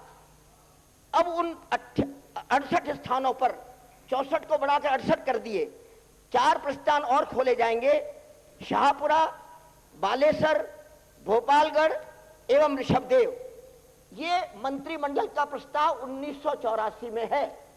7वीं पंचवर्षीय योजना के बाद 6 साल तक तत्कालीन सरकार और रही। ये पॉलिटेक्निक नहीं खुले, ये ITI नहीं खुले, ये रह गया। कारण है कि पैसे की उपलब्धता तो हुई नहीं। 6 साल खुद का निर्णय करने के बाद नहीं हो पाए, क्योंकि गुणागुणों के आधार पर अभी तो जिले बचे हुए 2। मान्य चुनाव आने वाले झुंझुनू से बैठे मूल सिंह जी ने मांग की थी, मांग की गई थी राजसमंद से 5 2 तो हमने इन जिलों पर खोलने का तय कर दिया है। कल ITI खोलने को कर दिया है। मैं माननीय अध्यक्ष उपाध्यक्ष कहना चाहता हूं कि गुणागुण में अभी यह आता नहीं है। आपकी सरकार ही 6 साल नहीं कर सकी और यहाँ निश्चित रूप से औद्योगिकरण कम पूरा नहीं है। इसीलिए जब नंबर पर आएगा तब विचार करूंगा, कोई सहायता भी नहीं कर सकता। मैं माननीय उपाध्यक्ष महोदय, मंत्री जी हरीश कह रहे हैं सिंह कि कुमेर, इसका फिर आप तो क्यों नहीं खोला? श्री हरीश सिंह तो जब से तय था क्यों नहीं खोला? महुआ जो डिमांड आपने तय था उसको क्यों नहीं खोला? प्रश्न समाप्त। ये प्रश्न समाप्त। श्री हरीश सिंह महुआ। प्रश्न संख्या 64। जी हाँ, सहायक अभियंता राजस्थान राज्य विद्युत मंडल महुआ के अंतर्गत वर्ष 96-97 व 97-98 में क्रम से 5 व 11 गांवों को विद्युतीकृत करने का लक्ष्य प्रस्तावित किया गया था। प्रस्तावित ग्रामों की सूची वर्षवार प्रपत्र में संलग्न है। 2, जी हाँ, वर्ष 96-97 व 97-98 में जी हाँ जी तो बजाओ तो सही।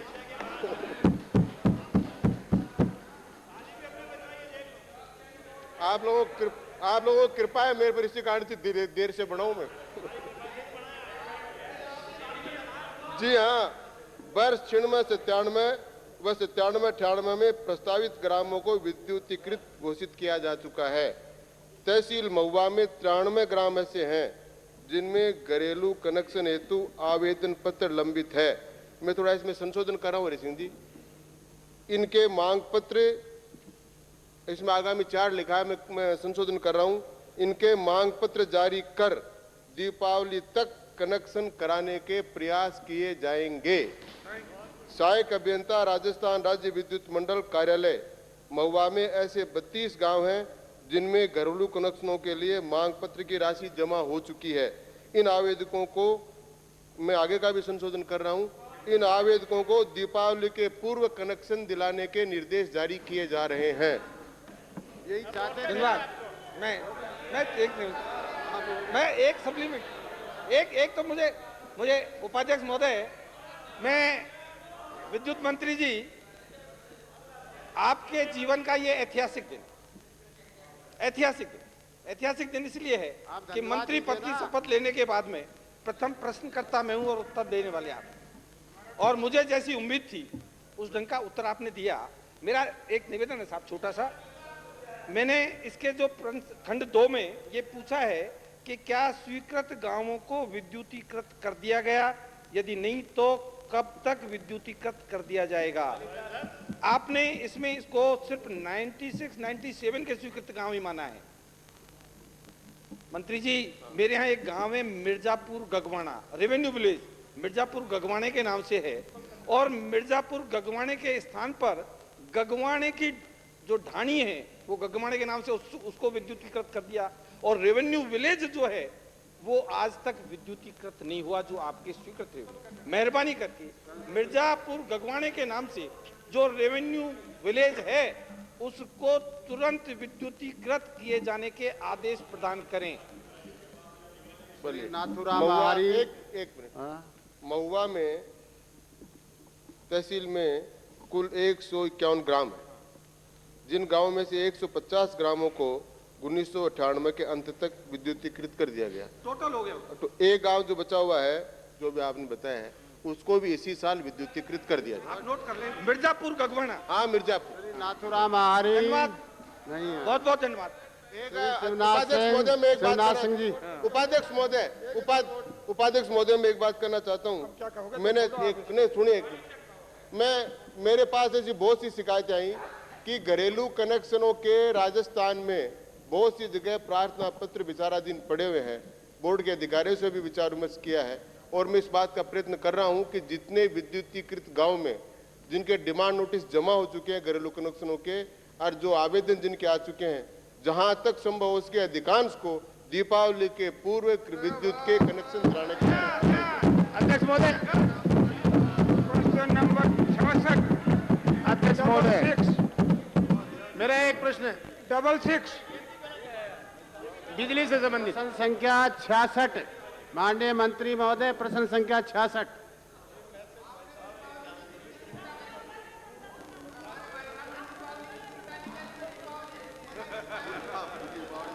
माननीय अध्यक्ष महोदय, खंड 1 सामाजिक अंकेक्षण में विकास कार्यों संबंधी 223 शिकायतें प्राप्त हुई। शिकायतों का सूक्ष्म ब्यौरा संलग्न परिशिष्ट क में वर्णित है। खंड 2 मार्च 1998 तक आपत्तियों शिकायतों के निपटारों की स्थिति प्रश्न के भाग संख्या 1 में उत्तर में वर्णित संलग्न क में उल्लेखित है। जी खंड 3 जी नहीं, सामाजिक अंकेक्षण का कार्य आयोजना विभाग द्वारा कराया गया। भाग 4 सामाजिक अंकेक्षण राज्य सरकार के आयोजना विभाग द्वारा इस आशय से कराया गया था कि गांव की आम जनता के सहयोग से ये निश्चित हो सके कि ग्रामीण विकास एवं गरीबी उन्मूलन कार्यक्रमों के अंतर्गत व्यक्तिगत लाभ एवं सामुदायिक विकास की योजनाओं के अंतर्गत सही संसाधन सृजित हुए हैं। यह कृपया शांत रहे माननीय सदस्य। माननीय उपाध्यक्ष जी, मंत्री महोदय ने जो जवाब दिया है उसके पैरा 2 में मैं निवेदन करना चाहूँगा कि ये सब कार्रवाई जिला विकास अभिकरण के द्वारा हुई है और जैसा माननीय मंत्री महोदय ने अपने अंतिम 4 के में कहा है, ग्रामीण विकास एवं गरीबी उन्मूलन कार्यक्रमों के अंतर्गत व्यक्तिगत लाभ एवं सामुदायिक विकास की योजनाओं के अंतर्गत सही संसाधन सृजित हुए हैं या संसाधनों का दुरुपयोग हुआ है, इस कार्य के लिए किया गया। माननीय उपाध्यक्ष जी, मैंने ये पूछा, साफ तौर से पूछा था कि ये जो आपत्तियां प्राप्त हुई जिला विकास अभिकरण द्वारा कितनों का निरसन कर दिया गया, कितनों का निपटारा कर दिया गया, वो तो सूची आपने दे दी।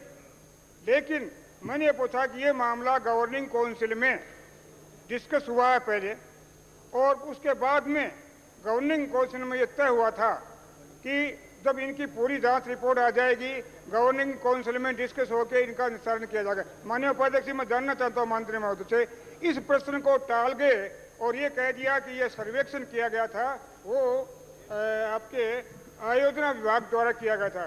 आयोजना विभाग से किसी से भी करो, लेकिन रुपया डीआरडीए का है, डीआरडीए ने सूचियां बनाई हैं, डीआरडीए ने इनका निस्तारण किया है, इसलिए गवर्निंग काउंसिल में ये मामले क्यों नहीं आए, ये मेरा पहला सवाल है। माननीय उपाध्यक्ष महोदय, गवर्निंग काउंसिल की मीटिंग हर 3 माह में एक बार होती है। उसके अंदर जो माननीय सदस्यों के द्वारा या उसके जो सदस्य उनका द्वारा जो शिकायतें दर्ज करवाई जाती हैं उनकी विस्तृत जांच करवाई जाती है। तो जांच होने के बाद फिर उसकी रिपोर्ट को उसके बाद अगली मीटिंग या उससे अगली मीटिंग में रखा जाता है और माननीय सदस्यों की राय भी उस पर ली जाती है और माननीय सदस्य उस गवर्निंग काउंसिल के अंदर जो राय व्यक्त करते हैं उसके आधार पर कार्रवाई होती है। अब आपने स्पेसिफिक कोई कंप्लेंट तो मुझे बताई नहीं, अगर कोई स्पेसिफिक कोई कंप्लेंट है जो आपने गवर्निंग समय निकल रहा है, इसलिए समय निकल रहा है। माननीय उपाध्यक्ष जी, मैंने अपने प्रश्न में साफ लिखा है क्या इस संबंध में अभिकरण की गवर्निंग काउंसिल की कोई बैठकें आयोजित हुई हैं? यदि हाँ तो कब कब और नहीं तो क्यों? बिल्कुल टाल गए।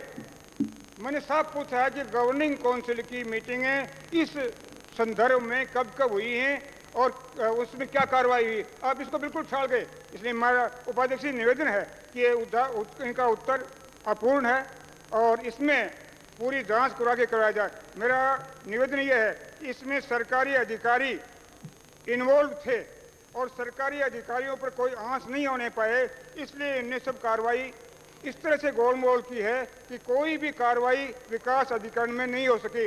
माननीय उप मुख्यमंत्री जी ने पिछली बार जवाब दिया था कि 15 दिन के अंदर हम इनका निस्तारण कर देंगे, आज तक नहीं हो पाया। माननीय उपाध्यक्ष जी, पंचायत समिति उदयपुरवाटी के 2 उदाहरण मैं आपके सामने रखना चाहता हूँ। इन्होंने प्रश्न के बाद में FIR लॉन्च करवाई है। FIR से कुछ नहीं, जो रुपया गबन हो चुका उसकी वसूली के लिए आपने एक भी कार्रवाई आज तक नहीं की है, इसलिए माननीय मंत्री इसमें स्पष्ट करें। माननीय उपाध्यक्ष महोदय, जैसा मैंने अपने मूल प्रश्न के उत्तर में भाग 3 में बताया कि ये कार्य आयोजना विभाग द्वारा करवाया जाता है, लेकिन जो शिकायतें गवर्निंग काउंसिल में आई है, DRDA के पास आई, उसके अंदर 223 शिकायतें प्राप्त हुई थी। जिले में प्राप्त कुल 223 शिकायतों में से 191 शिकायतों का निस्तारण किया जा चुका है तथा 6 मामलों की FIR दर्ज। माननीय उपाध्यक्ष, मेरा स्पष्ट है कि गवर्निंग काउंसिल में यह मामला क्यों नहीं आया? गवर्निंग काउंसिल में आप कहते हो 3 महीने में होती है, कोई भी बैठक नहीं हुई, इसका आप जवाब दे दो थोड़ा सा। आप सुन नहीं रहे। गवर्निंग काउंसिल में क्यों नहीं डिस्कस हुआ है? 3 मामले जिला, एक ACD में, एक न्यायालय तथा जिला परिषद स्तर पर चल रहे हैं। 3 मामले जिला ग्रामीण विकास अभिकरण झुंझुनू के स्तर पर चल रहे हैं तथा 15 मामले जो विकास अधिकारी स्तर पर क्रमशः 12 मामले नवलगढ़, 2 मामले पंचायत समिति सूरजगढ़। समय खराब किया जा रहा है। मेरा स्पष्ट है कि गवर्निंग काउंसिल में यह मामला क्यों नहीं आया? उनके स्तर से ही कार्रवाई वसूली कार्य पूर्ण करवाना। माननीय में ये मैंने जो अभी आपको संख्या बताई, अलग अलग पंचायत समितियों में उनकी जांच चल रही है और जिसमें पाया गया है कि अगर पैसे का दुरुपयोग हुआ है तो उनकी वसूली की कार्रवाई भी चल रही है। और जो केसेज ऐसे थे जिसके अंदर क्रिमिनल ब्रीच ऑफ ट्रस्ट हुआ है या कोई फौजदारी कानून के तहत मामला बनता था, तो उनकी हमने FIR दर्ज करवा दी।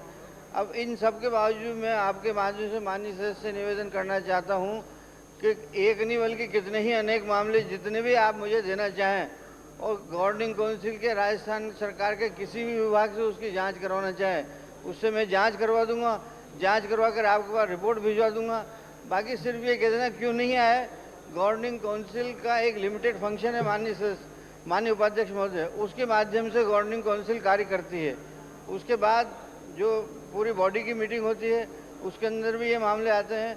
अब कुछ मामले ऐसे होते हैं जो गवर्निंग काउंसिल में आते हैं, कोई DRDA की पूरी बॉडी की मीटिंग होती है उसमें आते हैं। कुछ मामले जिस विभाग से संबंधित होते हैं तो उस विभाग के अधिकारी से हम जांच करवाते हैं, क्योंकि DRDA का जो फंक्शन है वो भी डिफाइंड है और DRDA गवर्निंग काउंसिल के अंदर और जो फुल बॉडी की मीटिंग के अंदर जो योजनाएं पास करती है, उन योजनाओं के पास होने के बाद उस विभाग को वो पैसा ट्रांसफ़र कर देती है। जब ये शिकायत आती है, उदाहरण के रूप में PWD को पैसा ट्रांसफ़र किया, उन्होंने पूरा कार्य नहीं किया, तो उससे संबंधित शिकायत गवर्निंग काउंसिल के पास ऐसी कोई स्पेसिफिक बॉडी नहीं है जो वो खुद जाकर के जांच करे। वो संबंधित विभाग के उच्चाधिकारी को भेजते हैं, उनसे जांच करवाते हैं और जांच कर जो भी रिपोर्ट आती है वो माननीय सदस्यों को बताई जाती है। मैं पूरा आपका जवाब दूंगा, पूरी बताई जाती है और उसके बाद उसके जो संबंधित अधिकारी जिस विभाग ने वो कार्य किया है और उसके खिलाफ कोई शिकायत प्राप्त होती है तो सीधा उस विभाग को हम लिखते हैं, उस विभाग के उच्चाधिकारी और बात की भी मॉनिटरिंग करते हैं और उसके अंदर क्या गड़बड़ हुई है उसका जवाब दिया जाए। हम प्रोसीजर नहीं। माननीय उपाध्यक्ष महोदय, झुंझुनू जिले में तो इन्होंने वो धांधली मचा रखी है जो नहीं तो समय पे पैसा आवंटन होता है। प्रश्नकर्ता श्री रामनारायण चौधरी विराजे। राजस्थान सरकार के आयोजना विभाग के द्वारा ये सर्वेक्षण करवाया गया था और उसका उद्देश्य ये था कि DRDA के द्वारा जो धन खर्च हुआ है उसका कितनी परिसंपत्तियों का निर्माण हुआ है, ये सर्वे था। ये सर्वे परिसंपत्तियों का कितना निर्माण, ये आपका सर्वेक्षण हुआ है, तो उद्देश्य परिसंपत्तियों के लिए था। ये डीआरडीए की मीटिंग में वो सर्वेक्षण आना चाहिए था, क्योंकि रुपया सारा डीआरडीए के मार्फतवार गवर्निंग काउंसिल डीआरडीए की सुप्रीम बॉडी, कलेक्टर उसका अध्यक्ष है और माननीय मंत्री जी उसके मंत्री हैं।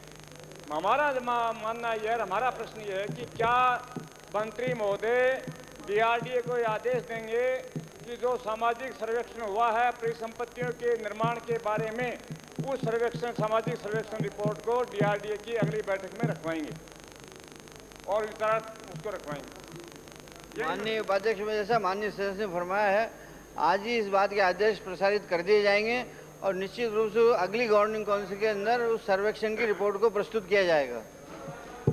प्रश्न समाप्त। प्रश्नकाल समाप्त।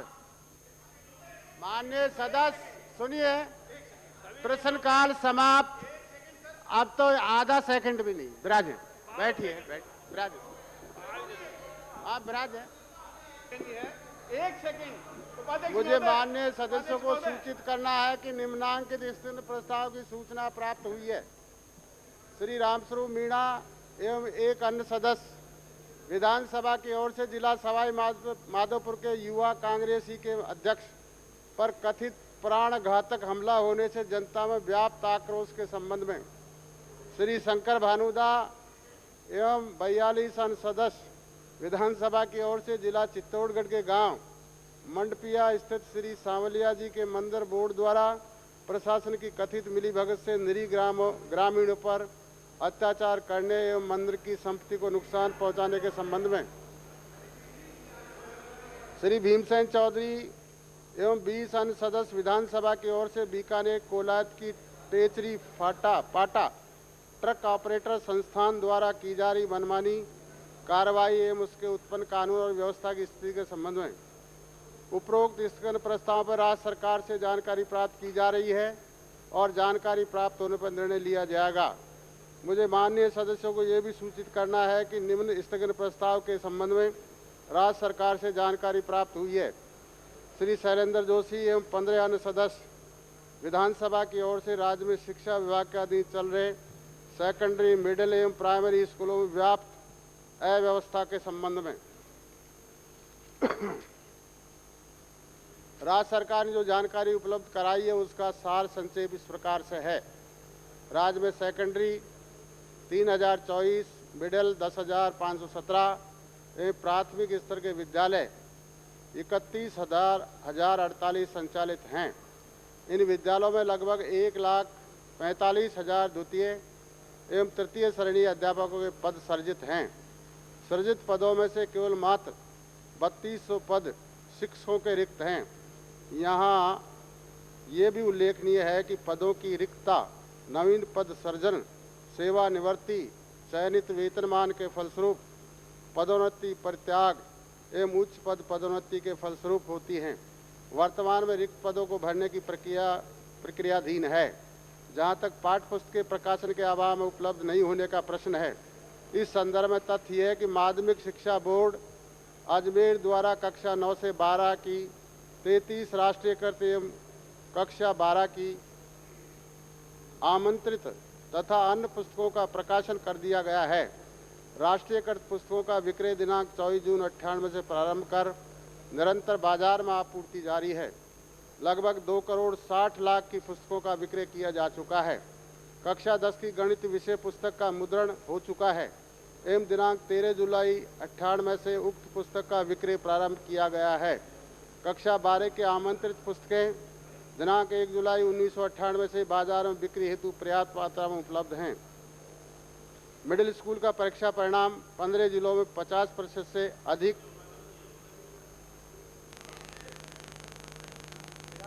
राज्य सरकार ने जो जवाब दिया है स्थगन का वो पढ़ रहा हूँ। राज्य सरकार का व्यवस्था दे रहा हूँ।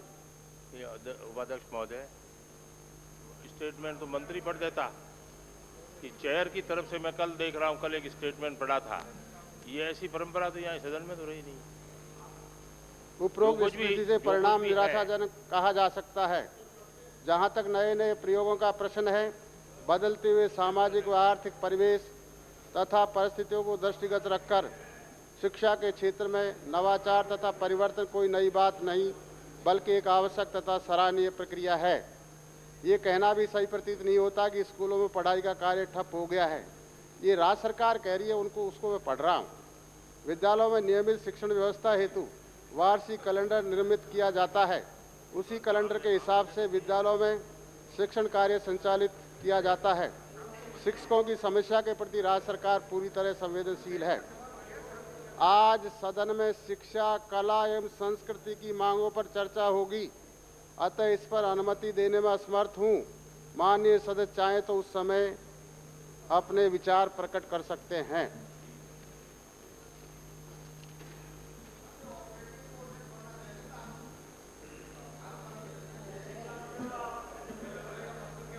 प्रक्रिया के नियम 295 श्री राजेंद्र चौधरी सदस्य विधानसभा की ओर से बेलाड़ा विधानसभा क्षेत्र गांव में पेयजल की गंभीर समस्या के संबंध में श्रीमती तारा भंडारी सदस्य विधानसभा की ओर से सिरोही जिले के शिवगंज नगर में पेट्रोल पंप नहीं होने से जनता को हो रही परेशानी के संबंध में श्री रामनारायण चौधरी सदस्य विधानसभा की ओर से निर्वाचन क्षेत्र मंडावा के बिसाऊ कस्बे में राजस्थान राज्य विद्युत मंडल का सहायक अभियंता कार्यालय खोलने के संबंध में श्री हरजीराम बोरडक सदस्य विधानसभा की ओर से जयपुर जिला उद्योग केंद्र के पूर्व महाप्रबंधक द्वारा कथित फर्जी उद्योगपतियों को सहायता उपलब्ध कराने से उत्पन्न स्थिति के संबंध में माननीय सदस्यों को उनके द्वारा दी गई सूचना पढ़ने की अनुमति होगी। श्री राजेंद्र चौधरी। उपाध्यक्ष महोदय। माननीय सदस्य, मैंने जानकारी मांगी है, उसको आ जाने दीजिए। आपने जो जानकारी मांगी है वो अपनी जगह ठीक है, मैं उसका स्वागत करता हूँ, लेकिन मेरा एक छोटा सा निवेदन है, वो आप सुन लें। इसके अलावा है? इसके अलावा है, आपकी व्यवस्था का अलावा है। व्यवस्था का अलावा? व्यवस्था का अलावा ये है कि आप जो अभी सरकार से जवाब मांगा है, जवाब ये आएगा कि जो कुछ भी मिसडीड्स हुए हैं उसका जस्टिफिकेशन आएगा, जबकि हमें तो जस्टिस चाहिए, जस्टिफिकेशन नहीं चाहिए। माननीय सदस्यगण जो कुछ भी स्थगन प्रस्ताव या जो कुछ भी नियमों के अंतर्गत देते हैं, राज्य सरकार से मैंने व्यवस्था की है, वो जवाब सुनिए आप, वो जवाब 24 घंटे के अंदर आना चाहिए, वो आ रहे हैं। इसलिए आप विराज जाएं, थोड़ा धैर्य रखें माननीय सदस्य। 24 घंटे में आ जाएगा, 24 घंटे में जवाब मिल जाएगा। कोशिश कर रहा हूँ कि वो आ जाए। ठीक है अध्यक्ष, ठीक है अध्यक्ष महोदय, धन्यवाद। अध्यक्ष महोदय, राजेंद्र चौधरी। उपाध्यक्ष महोदय, उपाध्यक्ष महोदय, उपाध्यक्ष महोदय, अभी जो माननीय सदस्य ने बात उठाई वो बहुत महत्वपूर्ण है। आपने जवाब मांगा, ये बहुत अच्छी चीज है, लेकिन 43 माननीय सदस्यों ने इस स्थगन प्रस्ताव की सूचना दी है और ये सरकार से जवाब आप 24 घंटे में मंगवाने की जो बात कर रहे हैं, सरकार से जवाब कई दिनों तक आता नहीं है। इसलिए कृपया इस चीज को एश्योर कराएं कि सरकार से जवाब आए। मंदिर तोड़ रहे हैं, वहाँ पे सांवलिया जी का मंदिर तोड़ रहे हैं, पूरी टूट फूट हो रही है, वहाँ पे आतंक मचा हुआ है। मंडपिया के अंदर, चित्तौड़गढ़ के अंदर ये आतंक का वातावरण। मैंने जो व्यवस्था दे दी है, आपने व्यवस्था दे दी है, वो अच्छी चीज है। मैंने जो व्यवस्था दे दी है, इस पर चर्चा नहीं होगी, इस पर चर्चा नहीं होगी, चर्चा नहीं होगी, इस पर चर्चा नहीं होगी। माननीय सदस्य, माननीय सदस्य कृपया विराज जाए। मंदिर तोड़ा जा रहा है और आप कहते हैं कि हमने सरकार से जवाब मांगा है। सरकार से जवाब तो 10 दिन तक नहीं आएगा। भारतीय जनता पार्टी धर्म के नाम में वोट मांगती है और आज बुलडोजर चला करके मंदिर बुलडोजर जा रहा है और आज मंदिरों को तोड़े। माननीय सदस्य कृपया विराजे। मैं आपकी भावनाओं का आदर करता हूं, आप सुनिए मेरी बात। हाँ, मेरी बात सुनिए पहले।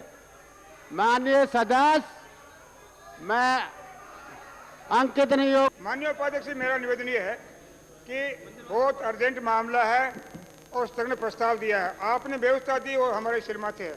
मैं आपसे इतना निवेदन करना चाहूंगा कि राज्य सरकार को बाध्य किया जाए कि जब तक ये मामला आपके सामने नहीं आ जाए जवाब, तब तक वहाँ उस मंदिर को तोड़ने फोड़ने की कार्रवाई नहीं करें, ये राज्य सरकार की तरफ से एश्योरेंस आ जाए, हम कोई दिक्कत नहीं, आप जवाब देकर मान लेंगे, इतना हम। उपाध्यक्ष महोदय, मैं आपसे सदन से विनम्र निवेदन करना चाह रहा हूं कि जो तथ्य आपके सामने रखे, भले ही आप सब लोग जाकर के आप देख आए, यही चाहते हैं, देख ले जाके। मैं मंत्री महोदय दावे के साथ कह रहा हूं, मैं मंत्री महोदय की बात का समर्थन करता हूं।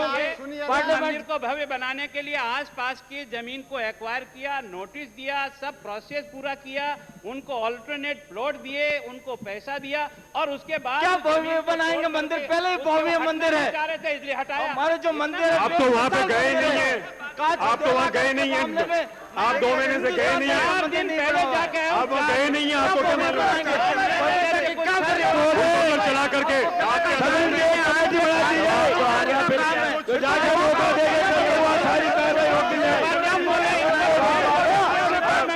आप भव्य बनाने के नाम पे मंदिर के मूल स्वरूप का वो नाश कर रहे हैं।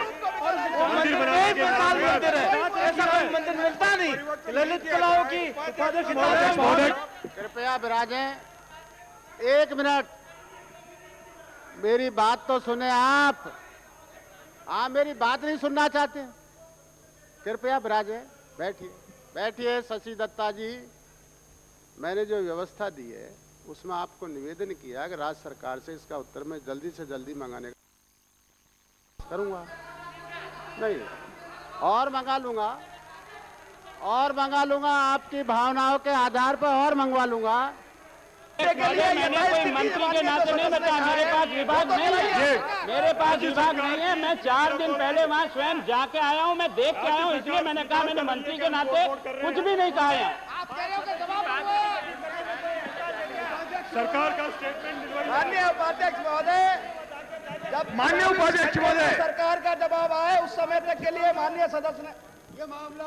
माननीय उपाध्यक्ष महोदय, ये योजना 2 साल पहले बनी, 12 महीने पहले इसका शिलान्यास हुआ, माननीय सदस्य भी उसमें शामिल थे और सरपा बांध के आए, उनको जानकारी में कि ये भव्य मंदिर बन रहा है, मास्टर प्लान बना है, मुआवजा देके आसपास की जमीन खाली कराई जाएगी और एक एशिया में सबसे बढ़िया सुंदर मंदिर बने, इसकी योजना में शामिल है। आप बलपूर्वक कब्जा करेंगे।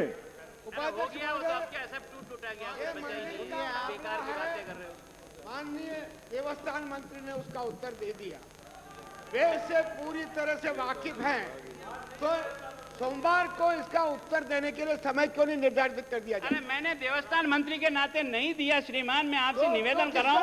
मैं तो 4 दिन जानकारी के आधार पर दिया, व्यक्तिगत जानकारी देख के आया हूँ, मैंने आपके वर्णन किया, मैंने मंत्री के नाते आपको कोई जवाब नहीं दिया, मैं ये कह रहा हूँ।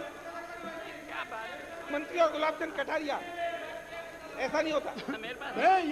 यही निवेदन सभी पार्टी को ये मामला पार्लियामेंट्री वहाँ ग्रुप जाना चाहिए। वहाँ कई और मंदिर तोड़े जा रहे हैं, वहाँ का बनाया हुआ घंटाघर तोड़ा जा रहा है, वहाँ के लोगों को विस्थापित कर दिया गया है, कोई जमीन दी नहीं गई है, इसलिए अहम मसला है, इसलिए सोमवार पर इस पर चर्चा रखी जाए, सोमवार तक जवाब दिलाया जाए। मैंने निवेदन किया है और निवेदन के अंदर ये व्यवस्था की है कि राज्य सरकार से जल्दी जल्दी सवाल का उत्तर मंगवा रहा हूँ, लेकिन उससे पहले मंगवा रहा हूँ। अभी आप 24 घंटे की बात और मंगवा करके जल्दी की बात करोगे। माननीय सदन से मैं निवेदन कर दूंगा। सोमवार का वक्त तय कीजिए, डिसाइड किया जाए। पहले तो आप 24 घंटे कह रहे हैं, अभी आपने 24 घंटे कहा है, अब आप जल्दी करके बात नहीं उस बात के लिए, उसको नहीं चलने दिया जाएगा। मैं बात नहीं उस बात के लिए, मैंने राज्य सरकार से जानकारी प्राप्त करने के लिए कहा है। आप जानकारी प्राप्त अगर राज्य सरकार को निवेदन करूंगा, आप सुनिए करने दीजिए। श्री शांतिलाल जी धारीवाल, मैं आपको नाम से पुकारता हूं, श्री शांतिलाल जी धारीवाल, श्री शांतिलाल जी धारीवाल, कृपया विराजे। शांति कुमार जी विराजे, विराजे। विरोधी दल के नेता महोदय। माननीय उपाध्यक्ष महोदय, राज्य सरकार को आपने इस संबंध में एक वक्तव्य देने के लिए तथ्यों को आपके पास, माननीय सदस्य, तथ्यों को आपको प्रस्तुत करने के लिए आपने निर्देश दिए। बीच में एजुकेशन मिनिस्टर खड़े हुए, देवस्थान मिनिस्टर भी नहीं है,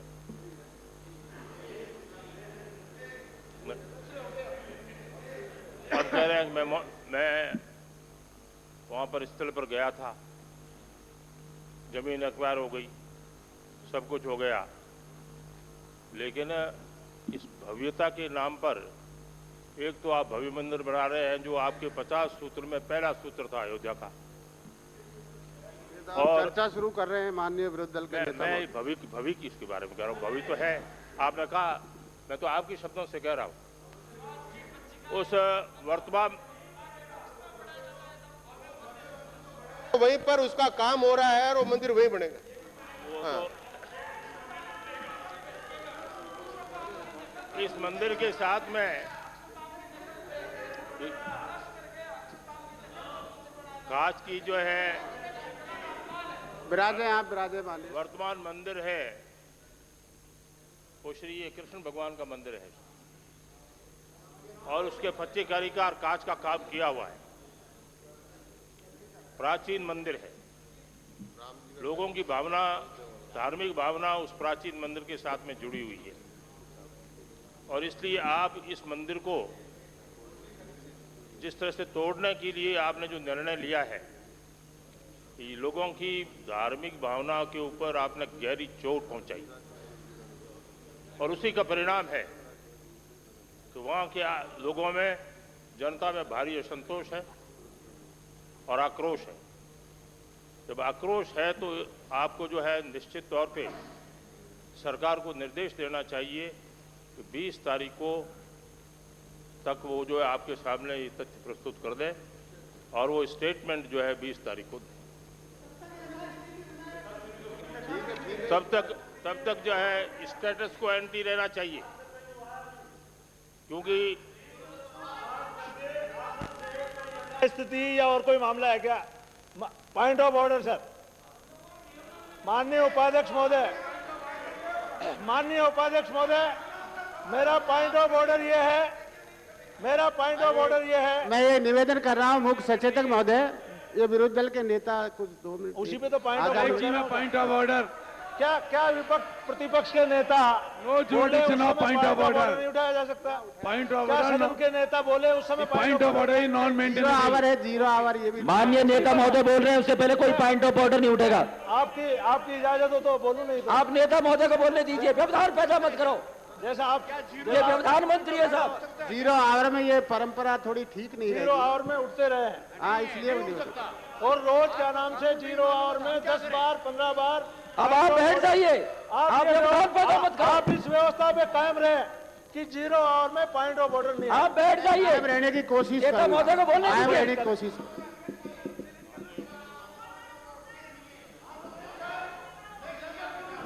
0 आवर पॉइंट ऑफ ऑर्डर है, सहमत हो गए वो। 0 आवर में कोई बिजनेस नहीं है, जब बिजनेस नहीं तो पॉइंट ऑफ ऑर्डर कैसे? इनको सचेतक बना दिया, बोलने का पता नहीं कब बोलना चाहिए। माननीय उपाध्यक्ष जी,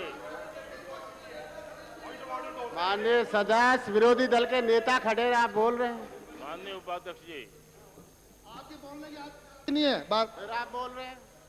कोई भी विषय जब सदन के अंदर आया है, आपके जो अधिकार हैं वो ऑल प्रोवाइडिंग, और ये जो चीफ विप का कहना है कि कोई जो है इस तरह का निर्देश दे सकते हैं, निश्चित तौर पर निर्देश देते हैं। पार्लियामेंट में भी इस तरह के निर्देश दिए गए। इसलिए आप ये कहोगे आज जो आसन का जो जुरिडिक्शन है और आसन सर्व संपन्न है, उसको आप बिलिटल मत कीजिए और निश्चित तौर पे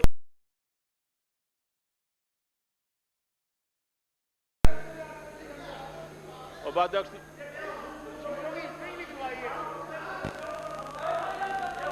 देखो,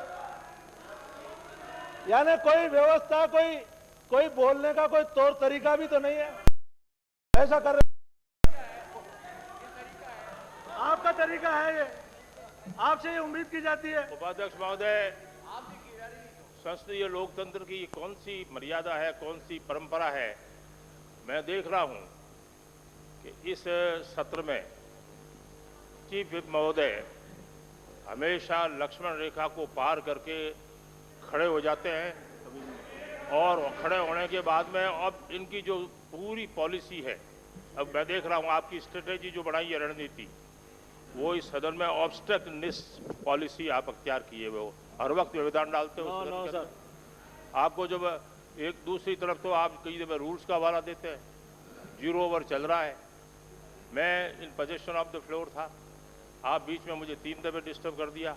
आप इनको अध्यक्ष महोदय कम से कम ये डायरेक्शन तो दे दीजिए कि ये इनकी बर्दाश्त न करें या नहीं करें, आपकी मर्जी की बात है, लेकिन ये कम से कम जो है प्रसंग कोई चल रहा हो तो उस समय में जब 0 ओवर का समय हो तो आप निश्चित तौर पर जो है व्यवस्था का प्रश्न उठा सकते हैं। लेकिन बीच में ये जो मुद्दा है ये बहुत अहम मुद्दा है, जनता की धार्मिक भावनाओं से संबंध रखता है। भव्यता भव्यता भव्य के नाम से आप जो है इस मंदिर को तोड़ने जा रहे हैं, ये लोगों की धार्मिक भावनाओं को बहुत बड़ी जो है चोट पहुंचा रहा है और ठेस पहुंचा रहा है। इसलिए आप सरकार को डायरेक्शन दीजिए कि वो स्टेटमेंट जो है सोमवार 20 तारीख को। मैंने निवेदन किया, अपनी व्यवस्था के अंदर भी निवेदन किया है कि मैं जल्दी से जल्दी इसका जवाब मंगवा करके आपकी सेवा में प्रस्तुत करूँ।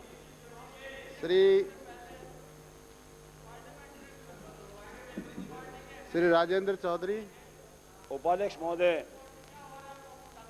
नियम प्रक्रिया 275 के अंतर्गत 95 के अंतर्गत विशेष उल्लेख के रूप में बिलाड़ा विधानसभा क्षेत्र जोधपुर में पेयजल आपूर्ति के लिए महोदय उपरोक्त विषय में ले गए कि बिलाड़ा क्षेत्र जिला जोधपुर के गांवों में लंबे समय से पेयजल की भारी समस्या से ग्रामीणों को सामना करना पड़ रहा है। पेयजल विभाग द्वारा बनाई गई योजनाएं जैसे रतकुड़िया बासनी योजना, खेड़ी बंदड़ा योजना, पीपाड़ शहर के कई मोहल्लों में, बिलाड़ा शहर के कई मोहल्लों में, ग्राम पंचायत सिंधीपुरा, ग्राम शेख नगर, ग्राम डूडी नगर, ब्राह्मणों की ढाणी मलार, ठिंगलों की ढाणी ग्राम रावणियाना, कोड़ियों की ढाणी गोयलों की ढाणी ग्राम साथीण, डौकियों की ढाणी खारिया खंगार, चौकीदारों का मोहल्ला पालड़ी सिद्धा, बडानियों की ढाणी झाग, जटियों की ढाणी मुरकासनी, ग्राम जसवंतपुरा, ग्राम स्वरूप नगर देवनगर, ग्राम कलावना, ग्राम बरना, गुजरों की ढाणी खारिया मीठापुर, चौकीदारों की ढाणी ग्राम मालकोसनी आदि स्थानों पर पेयजल उपलब्ध नहीं है और उपलब्ध है तो वह भी नाम मात्र के लिए। उपरोक्त पेयजल की भीषण स्थिति को देखते हुए पेयजल व्यवस्था में सुधार के लिए एवं उपलब्ध कराने के लिए राज्य सरकार से अनुरोध करता हूं। धन्यवाद। श्रीमती तारा भंडारी एब्सेंट। श्री रामनारायण चौधरी। उपाध्यक्ष महोदय,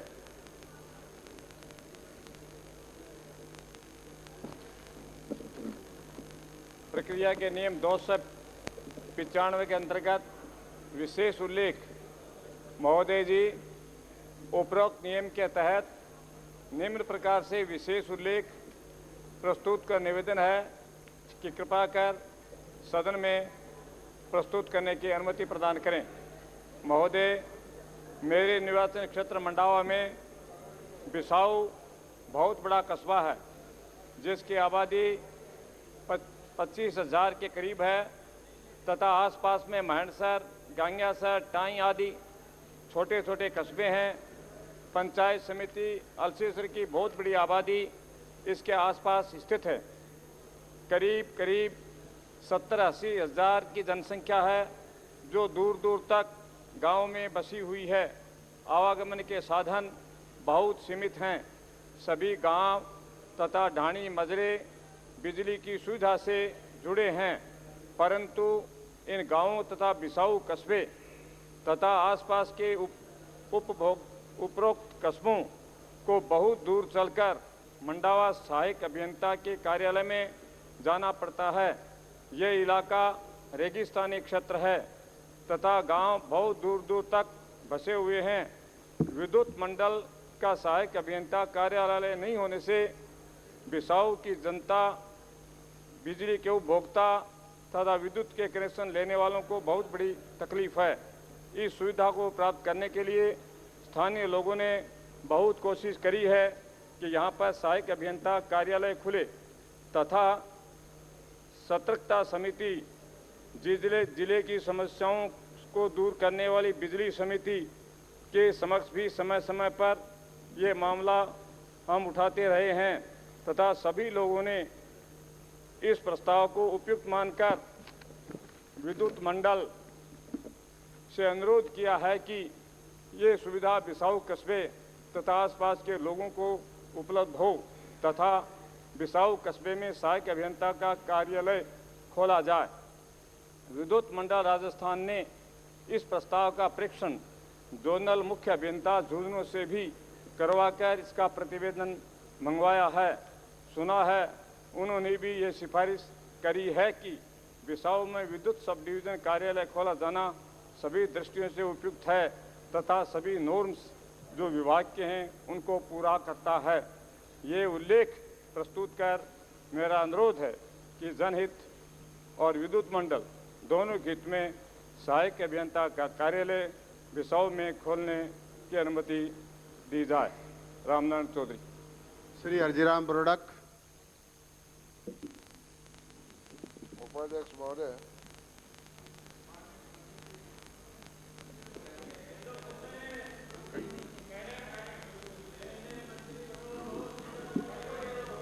बोलो, आपका पल है। उपाध्यक्ष महोदय, माननीय रामनारायण जी ने भी कहा है और वहाँ से बहुत सारे ज्ञापन बहुत से लोग आए हैं और इसे बहुत दिनों से विचाराधीन था। विद्युत भारतीय जनता पार्टी के सब लोग आए हैं, आपने भी कहा सारे समाज के लोग का इसका विचार करीब करीब कर लिया है और मैं समझता हूँ कि शीघ्र ही इसके बारे में आदेश जारी हो।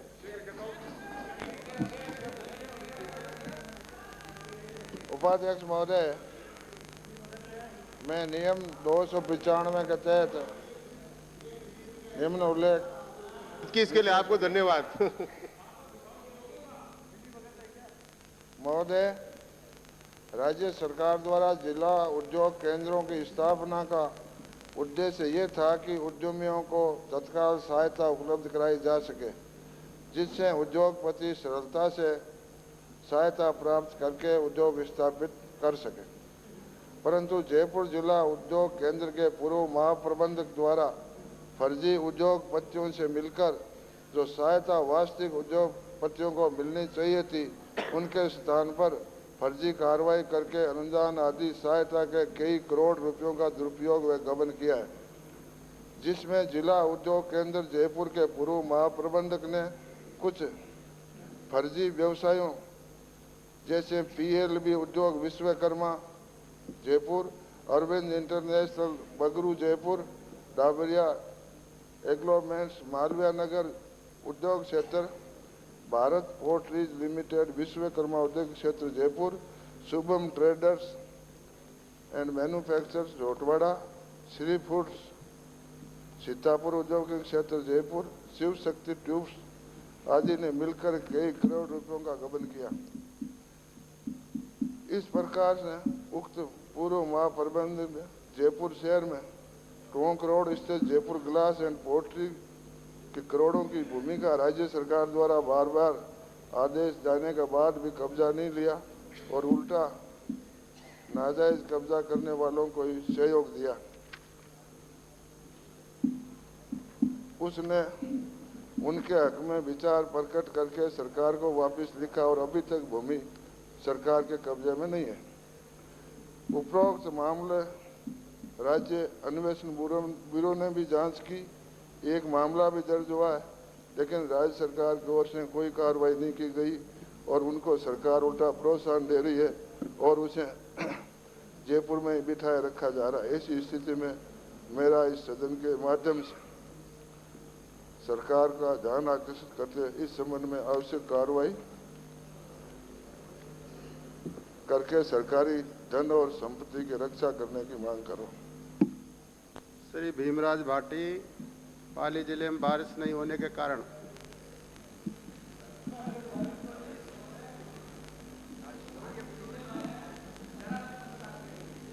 बरसात नहीं होने की वजह से माननीय उपाध्यक्ष महोदय, पीने के पानी की पहले ही बहुत समस्या थी पाली में और पूरे जिले में और विशेष करके मेरे रोहित पंचायत समिति क्षेत्र में। तो एक तो पीने के पानी की बड़ी भारी समस्या पैदा हो गई है। दूसरी माननीय उपाध्यक्ष महोदय, वहां पे सोइंग भी नहीं हो पाई है। बड़ी मुश्किल से 20-25% सोइंग हुई है, जो पहले चक्रवात के टाइम में थोड़ी बहुत बरसात हुई थी। तो सोइंग नहीं होने की वजह से किसानों का भी एकदम हौसवास और उनकी परेशानियां बढ़ गई है। मजदूर वहां से बाहर जाना चालू हो गए, इधर उधर जोधपुर जिले में और गुजरात वगैरह।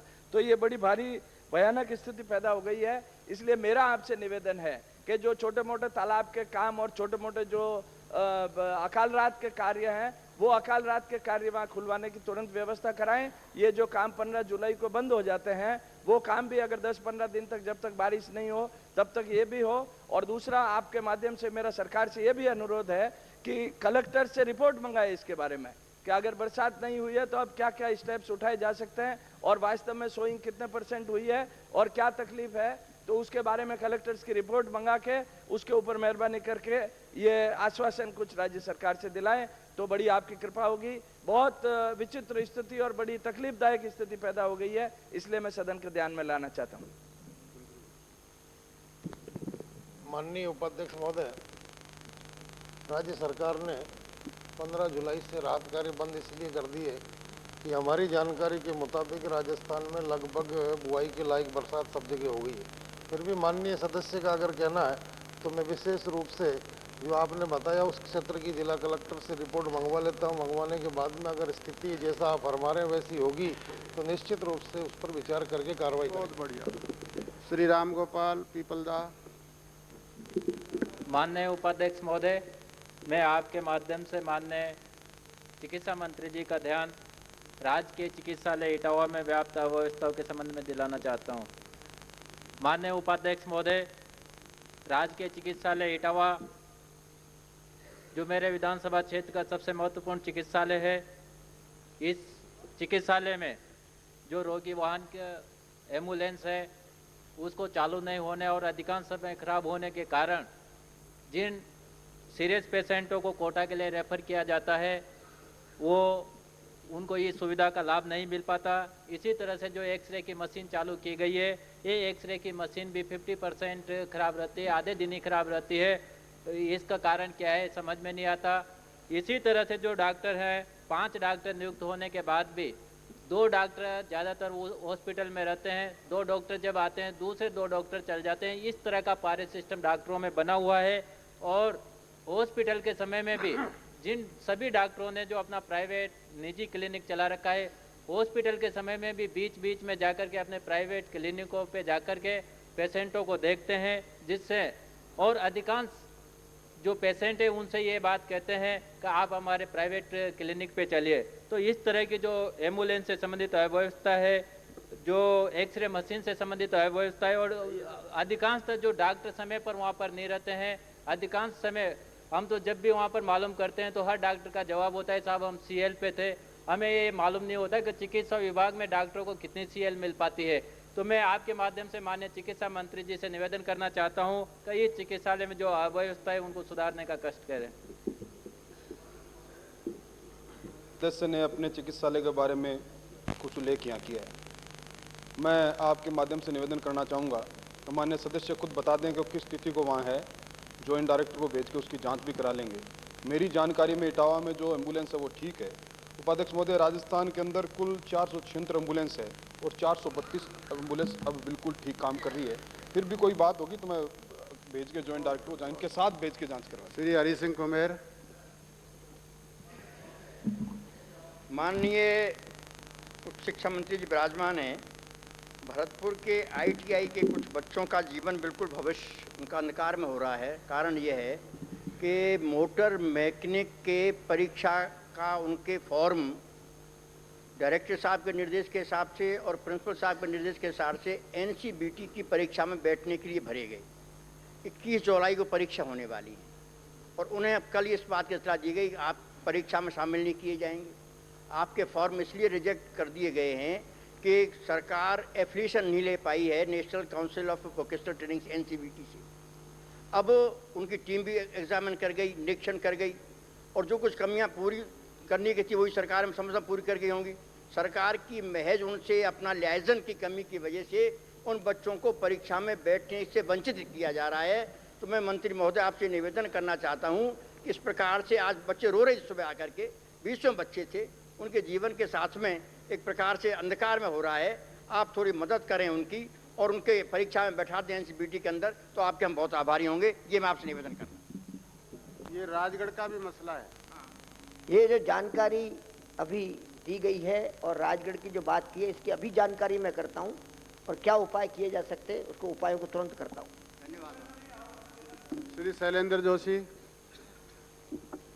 उपाध्यक्ष महोदय, मैं विशेष उल्लेख के माध्यम से माननीय चिकित्सा मंत्री का ध्यान मेरे निर्वाचन क्षेत्र बांदीकुई उप जिला मुख्यालय पर स्थित बांदीकुई के सरकारी अस्पताल की इन दिनों हो रही दुर्दशा व बिगड़ती स्थिति की ओर आकर्षित करना चाहता हूं।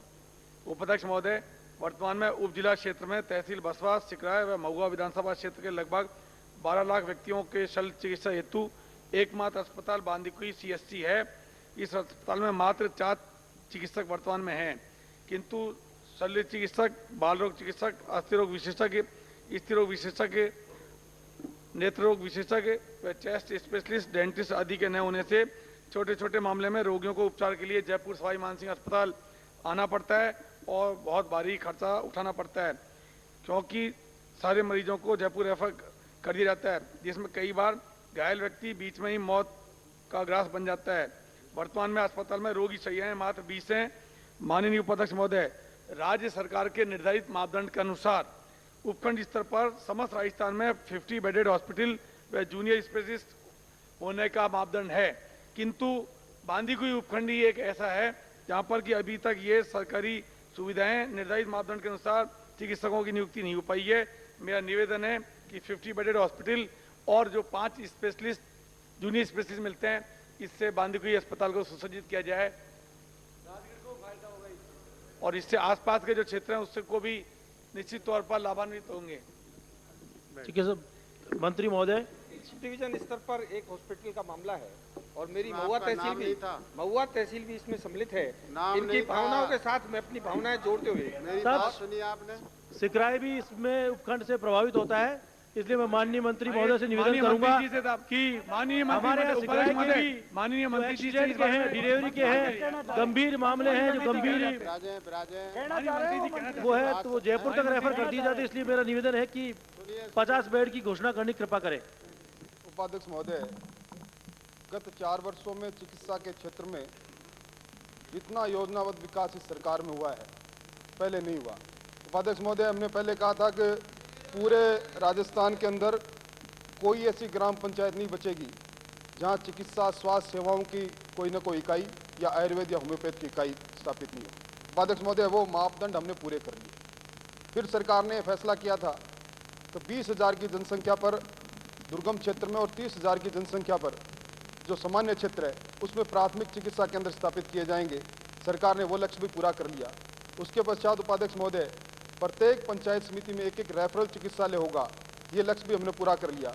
निश्चित तौर पर माननीय सदस्य जो कह रहे हैं कि सरकार ने एक नीतिगत फैसला लिया था कि जितने भी उपखंड है उन समस्त उपखंडों में हम चरणबद्ध तरीके से 50 बेडेड सैटेलाइट हॉस्पिटल स्थापित करेंगे। उपाध्यक्ष महोदय, संसाधन सीमित है, परंतु मैं आपके माध्यम से माननीय सदस्य को अवगत कराना चाहूँगा कि हमने फैसला ले लिया, बजट के अंदर हमारे प्रावधान भी है और इसी बजट के अंदर हमने ये रखा है कि राज्य के अंदर जो बचे हुए 8 शेष स्थान हैं उन 8 स्थानों पर, जिसमें बांदीकुई भी शामिल है उपाध्यक्ष महोदय, वहाँ हम 50 शैय्या युक्त सैटेलाइट हॉस्पिटल स्थापित करेंगे। आवश्यक पदों का सृजन का काम भी करेंगे। नीति का मामला था, पूरी नीतिगत तरीके से विकास राजस्थान में।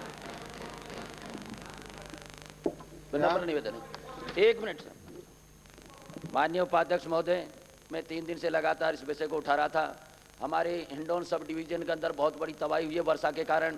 उसमें मेरा विधानसभा क्षेत्र टोडा भीम भी आता है। चारों तरफ पानी पानी हो गया, अनाज भी भीग गया, उसके अंदर चारा भी भीग गया। ये हालत हो रही है। कोई सी प्रकार की वहाँ पे जाके कोई सहायता नहीं की है। प्रशासन भी वहाँ पर नहीं पहुँचा है अभी तक साहब। प्रशासन ने जाके देखा भी नहीं है साहब। बड़ी हालत खराब हो रही है क्षेत्र के अंदर। माननीय सहायता मंत्री जी विराजमान है, मैं उनसे निवेदन करूंगा कृपया विराजें। सदन की मेज पर रखे जाने वाले पत्रादि कृपया विराजें। माननीय सदस्य, 1 मिनट में व्यवस्था